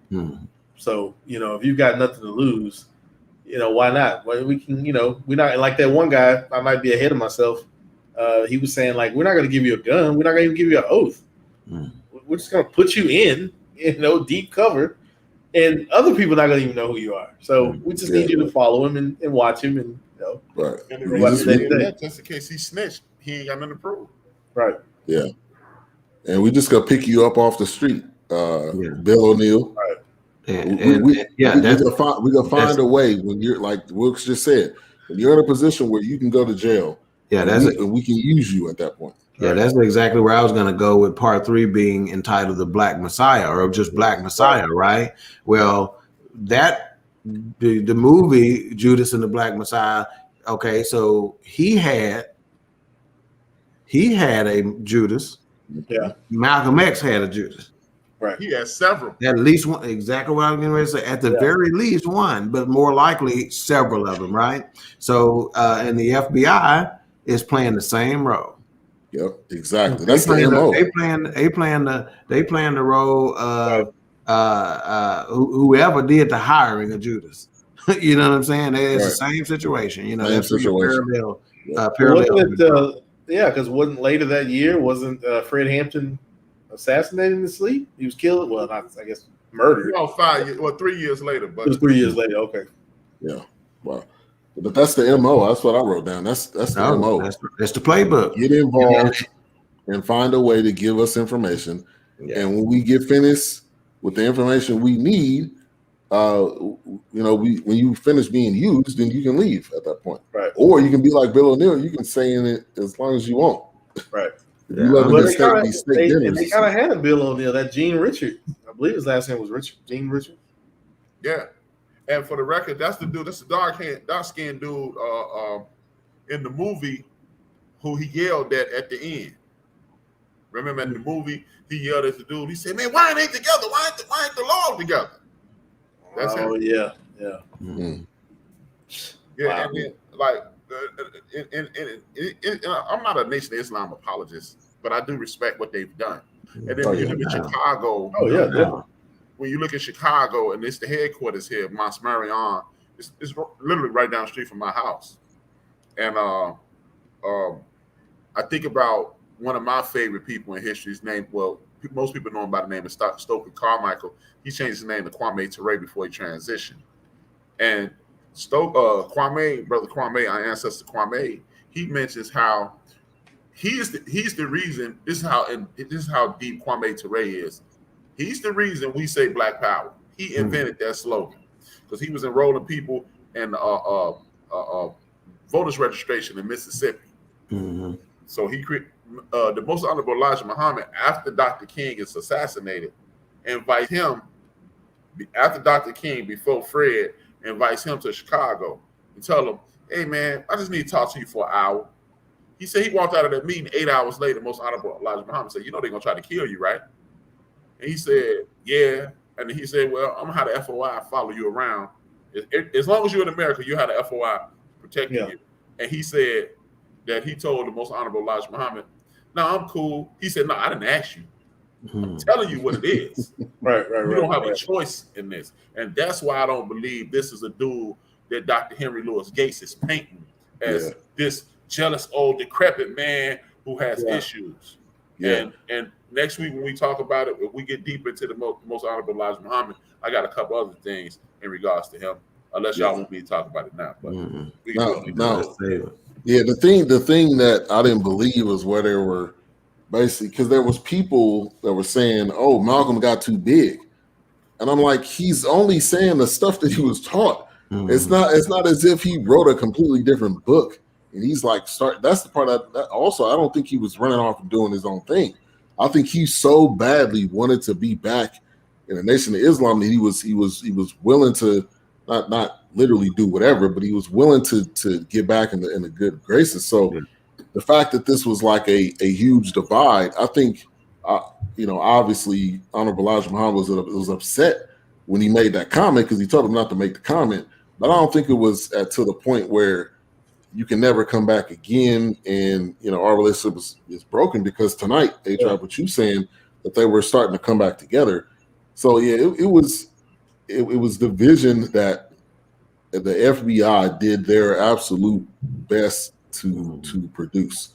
Yeah. Now that brings to the point of John Ali, which is a very interesting character in this. Because that, like Dawk said, he's older. Right. And some of the stuff he was saying, I was like, is he answering the question? Is he not answering the question? He said what? So I wanted to kind of touch on that, but Dawk, I don't know if you wanted to mention something first. No, go ahead. Let's talk on John Ali. Yeah. So they kind of show him, the initial picture they show is him kneeling down with a piece of paper next to Elijah Muhammad, kind of taking notes or he's giving information to him, and it was almost like he was they asked him straight up, "Were you an informant?" He said no. But then you have that no, and you're like, okay, that's the end of the answer. But then there was more stuff that he said, so I wanted to really touch on that and what you guys thought. HRap, I'll go to you first. Oh yeah, man, he was speaking in cryptic language, exactly. And as Dawk said. Baba Dick Gregory mentioned it on that clip that we saw. He said, "Man, sometimes God will force you to keep talking and incriminate yourself." like when we watched the clip of the dude saying, Right. Reverend Powell saying, and then I stepped out of the way. Maybe he didn't mean to say that, but the more he talked, the deeper that hole got it. It was like that, that gif that you see when the dude, SpongeBob, burying himself. It's like that. Yeah, pretty much. Go ahead and fire it up, Sonny. Yeah, go ahead and watch it. You can be on for another 20 minutes. You may get to watch the first 20 minutes. But yeah, it's just people. And again, man, I got so many examples of this, but y'all know I'm gonna make it brief. Epigenetics, when you carry trauma from generation to generation. Yep. Part of this problem is this. In 1771, they created a law called Meritorious manumission. Meritorious manumission is you get your freedom if you make life easier for a white person, make his life comfortable. If you save their life, or if you snitch on a slave revolt. Yep. We still suffer from that because when we trying to make them comfortable, we become John Ali's. Yeah. And then we make Malcolm X look bad. We make the Most Honorable Elijah Muhammad look bad. We make Louis Farrakhan look bad. We make everybody look bad around us because HRap wanted to make white folks feel comfortable. Yeah. Right. Yeah. Wilks. Yeah, no, I just feel like, you guys said it best. I just feel like the same way. I'm like, you kind of saying something, but you're not saying something. Yeah. But you're saying a lot because you're not saying anything. Mm-hmm. Exactly. So it's like it was amazing because it's almost like this. Do you have more information, but you're not coming out and saying it? No question. Do you have something written down somewhere that they're going to stumble upon years later? It's just one of those things where, that it was a crazy moment in the documentary. I was like, this guy, he's got more information than we think. Yeah. Dawk. Yeah. No, I don't think there's any question about it. And it's just like that. Sometimes what you don't say, speaks volumes. A whole bunch. Right. And the narrator kind of was breaking it down. Like there had to have been someone close to the Honorable Elijah Muhammad to kind of push this and say, oh, look what Malcolm did. Now, Farrakhan was there. They have not brought his name up. So obviously it wasn't him. So it was somebody that was sitting in that row directly behind him or somebody that had the ear. And it's always that person that's going to sow that seed. As long as you get that seed sowed, right, then from there on, you can continue to push that. Yeah, that way. I found something where Louis Farrakhan was actually mentioning, which, like I said, once again, they don't steer you in this direction. Farrakhan has always credited that the stuff that he's learned is from Malcolm X and the Honorable Elijah Muhammad. It was always like they were pitting them against each other. But he said he studied more of Malcolm X than anybody, as far as like how he carried himself and how he spoke and how he delivered his cadence or whatever. So it was just interesting to see some things like that because they always labeled him as you had it knocked off. He was jealous of him, whatever. But it was just interesting to see that. Yeah, and Malcolm X definitely had that preacher. He had the mannerisms and everything. When the preacher first get up there and he's trying to organize his stuff and get his stuff, you can see him, and it's like if you here for this, you're in the wrong place. And then you start moving some more stuff around. Right. It was like if you here to hear with something else, then you in the. I mean, it was that person that time needed. That's exactly. He I think.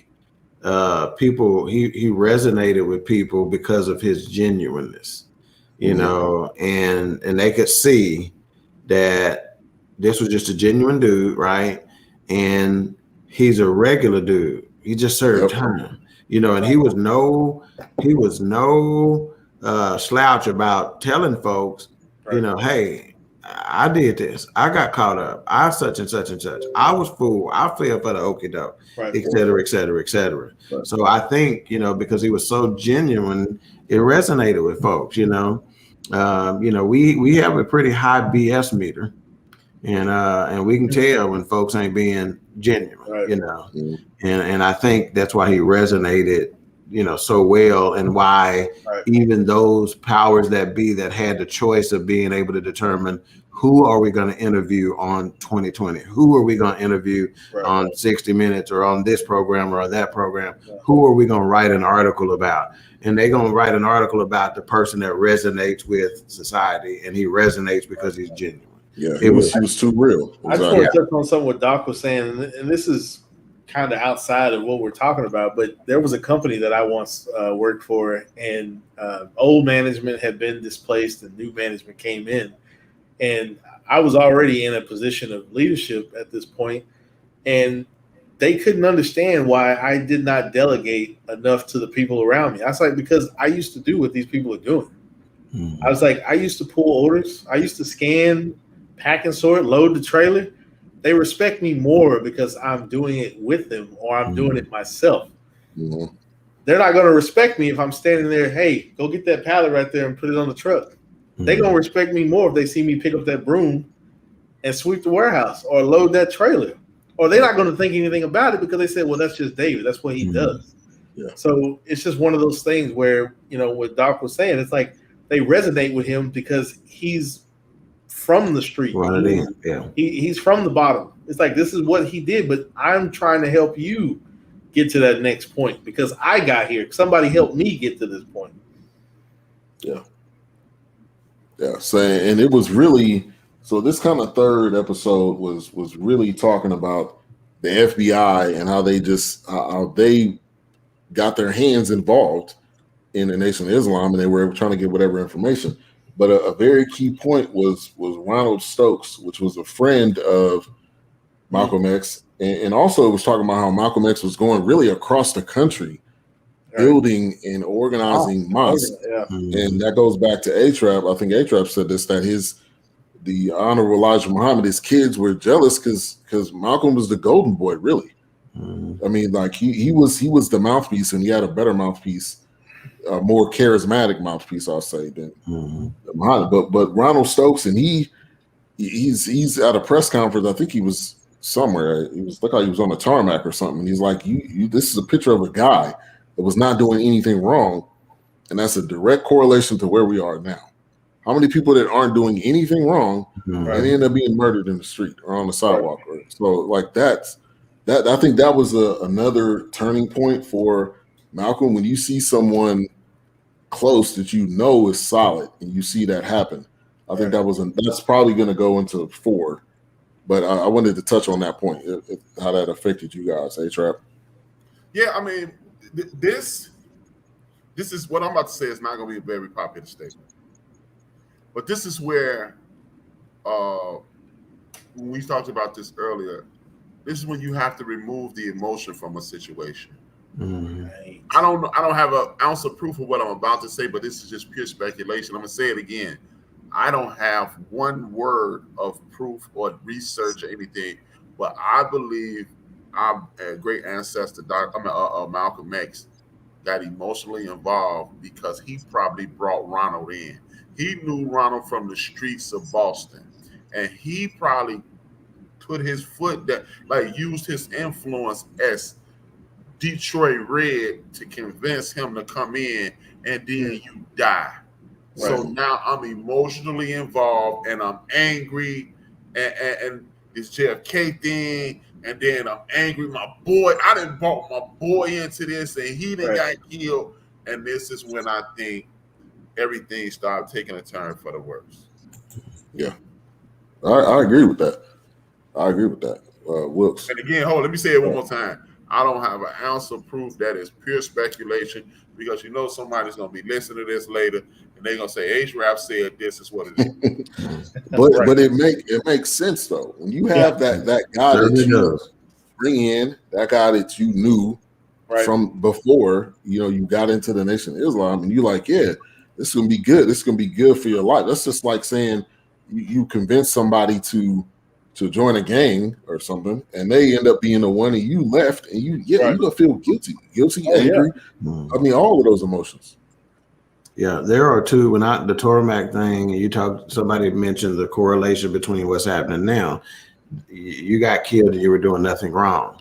The difference between then in certain situations, and now is that then there were more what I call long cons, right? The long game, right? To where we're going to have to set this thing up. We're going to have to, go down this road to be able to get where we need to get to. Whereas now, sometimes it can just simply be, you looked at me too aggressively and I'm taking you out, and so to me, that's exactly what I saw, and in the interest of time, I'm going to save my preaching that I got to do for our final thoughts coming up.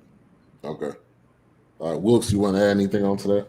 No, I think y'all pretty much hit it on the head. I mean, it's one, I can only just say once again, you bring somebody in.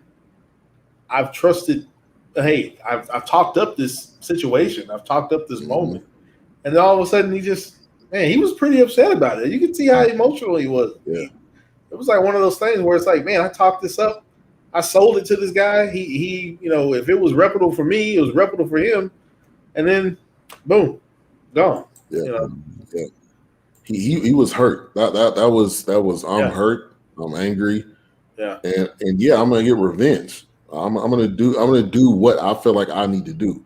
And it was kind of like that blind rage. Like nobody could convince him otherwise.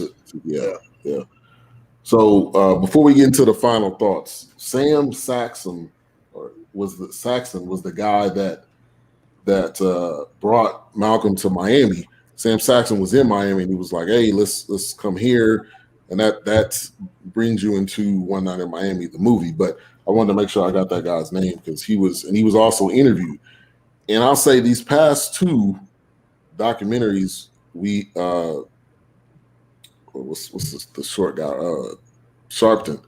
Al Sharpton has been interviewed in both of these.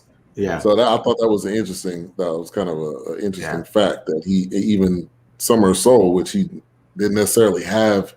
He wasn't a musician in it, but he was somebody that was around during the time. So yeah, and he's had his finger on the pulse of the community. You got to give him that. Say what you want to say about him. He got his finger on the pulse of the community. Yeah, and people call him.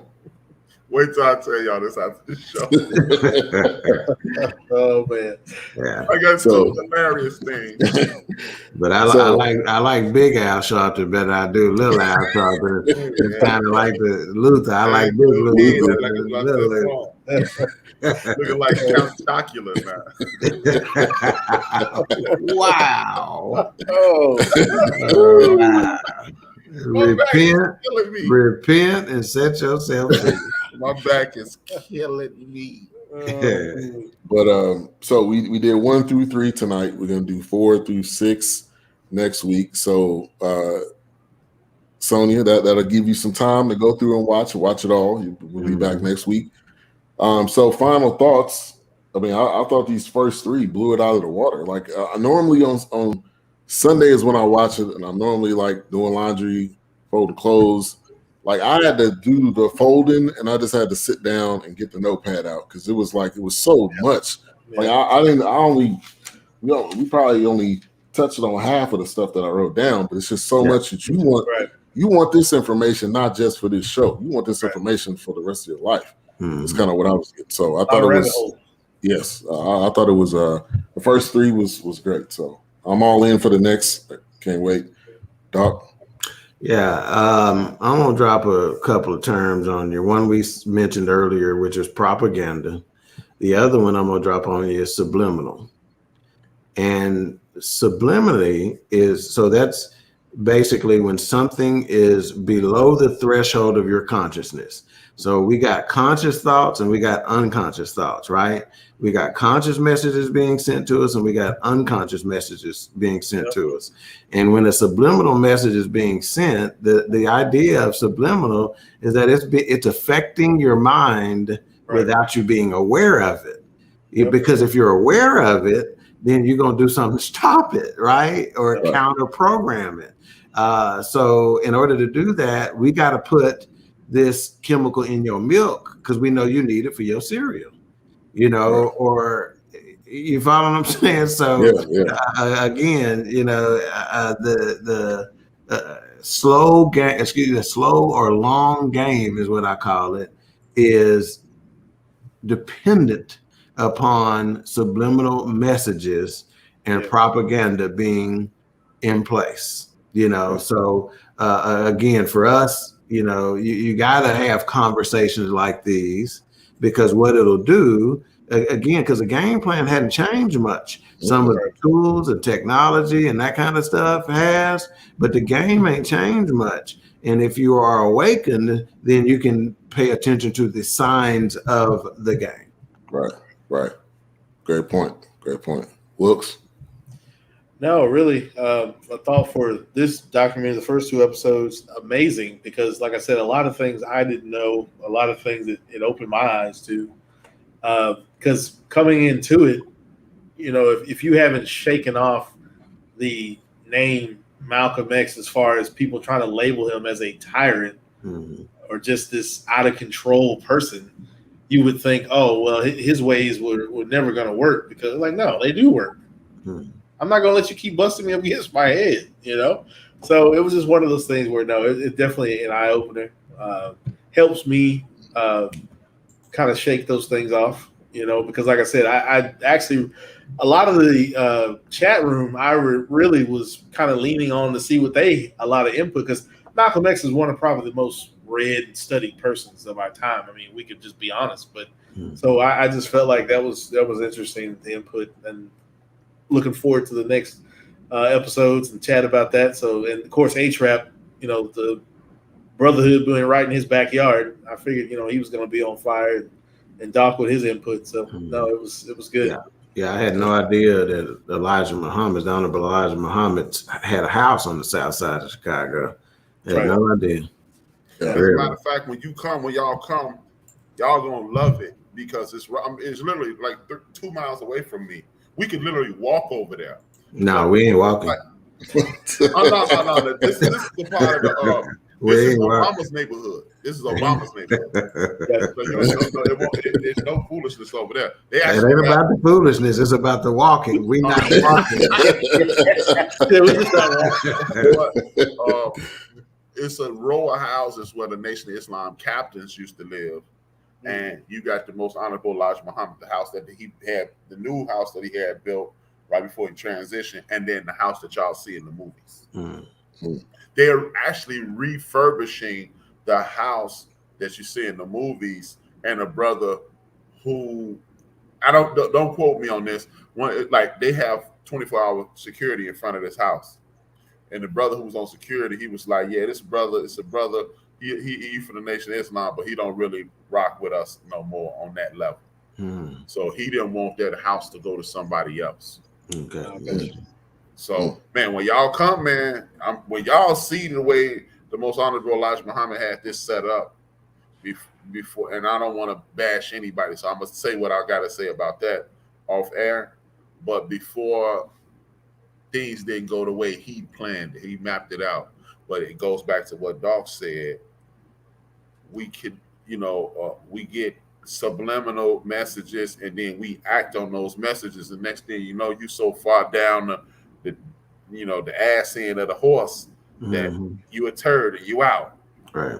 Yeah. And I'm gonna say this next week. I'm gonna say some things that are gonna shock the hell. These are my closing notes. What I'm gonna say next week, y'all didn't think HRap would ever say something like this. Wow. And that's I'm gonna leave that's it right saying there. Something. That's that's a teaser right there. We need that. Those are my closing, because, and what I'm gonna say next week, I truly believe. And before I say it, put like this: I love Malcolm X like he one of my relatives. Yeah. So what I'm gonna say next week, it's not only been said, I'm gonna say, but his brother actually said it as well. And I'll leave you guys with this. I wanted to say this in reference to Dawk was talking about sheeple. I believe you. It's not that you cannot be a sheep, but you got to have the right shepherd. And if shepherd can't be the stuff that we being fed, you can't get out of the matrix. Get out of it. So make sure you following the right shepherd, which is the Most High God. That's it. Right. Everything else is you have to look at it with a side eye. Has to be examined. Exactly. All right. Shout out to Al High, part of BS3 Radio. Disrespect your senses. Definitely casual highlight. All right, so coming up, let's put this plug in. Monday, the 30th, will be the BS3 Radio Awards, second annual. Everybody here will be there. We'll also have a variety of shows. We're giving out awards. We'll be kind of recapping the year, talking about some things and what we're going to be doing going forward in the future. So it's going to be a fun time. Make sure to tune in. It'll be on Facebook, the BS3 Radio Facebook page. So make sure to tune into that. Build a relationship with the Most High. Exactly, man. Like that's 100%. Mm-hmm. All right. So what do you guys have coming up tomorrow, Dawk and HRap? We on Queen 3 and King, we will be discussing our title is A Family Affair Part 2. Mom turned 70 in a couple of days. So this past weekend we had a 70th birthday party celebration for her. So we'll kind of be covering that and telling some old family stories and whatnot. So it ought to be a fun show tomorrow. Definitely. The Family Affair Part 2, the birthday bash. Definitely. HRap. Well, my show is going to be covered last week and how things in the media have affected us and decisions that we need to make. One of the topics is it time for us to withdraw from the Olympics, being Black people. It was this jiu-jitsu guy. He didn't win because they said he kicked too ferociously. That sounds like the Simone Biles rule. Exactly. So, is it time for us? And I got the idea from my man Stevie Lott, who come in the show occasionally, and I got it from Steven Jackson, and he made the statement on the Breakfast Club. Why are we going to the Olympics to represent a country that does not like us? Mm-hmm. So I'm gonna talk about that, and I got a few other things in the bag, and the N-word. It's the time for us to really relax publicly with the N-word. Mm-hmm. That ought to be good, man. Some great topics. So tomorrow on YouTube, End of the Bench, HRap B, and then Queen 3 and King, which will be available on all platforms, Facebook, YouTube. Go to the YouTube. Let's send some love there. But if you on Facebook, you can tune in there too. Yeah, well, it made me laugh. Every week, HRap give us a plug, the Queen 3 and King plug. Now he ain't got the title right once. He got the 3 queens and a king. I was like, hey, shit, they'll figure it out. He's consistent about giving the plug, boy. Appreciate you, Carolyn. Thank you for tuning in. Wilks, I know you don't have a show, but what you got? What you got cooking up this week? What you got on the grill or in the kitchen? Actually tomorrow I got some salmon I got to smoke. I got to go pick that up. He said he got to smoke it. Yeah, got to get that taken care of. So I got this blunt. I got to smoke. I don't want to. Can't let this sockeye salmon go to waste. You know what I'm saying? But other than that, that's about it. Just grilling. Having some salmon, some veggies. You know what we're gonna do? Relaxing. I told you once we got this Forney crew together and Wilks got moved and stuff, we're gonna have to have a little shindig out by the pool. Yeah. So I think what we're gonna do is I'm gonna pull the smoke out and let Wilks, do what he gonna do for us. So he gonna chef for us that day, and I think I made that declaration, and we're gonna see what he can do live and in person. Oh, don't worry. That's okay with me. Yeah. All right. We get some audio and some pictures and have it on the show. Yeah. That's nice. HRap will send you plenty of pictures, man. Don't worry about it.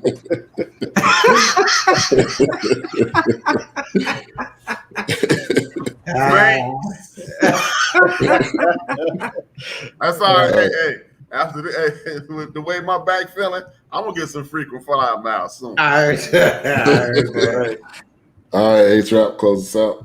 Yeah, man, I want to thank everybody for tuning in, and I always salute the dude who kind of inspired me to do this. His name is Reggie O'Shea, aka Combat Jack. He's in his shows by saying, dream those dreams and man up and woman up and live those dreams, because life without dreams flows in black and white. Life with dreams flows in Technicolor surround sound. And y'all know what I'm about to say. Salute to my man Craig Smith. And if I owe you something, I ain't got it. And if you need it, Get it from God. Peace. Be back next week.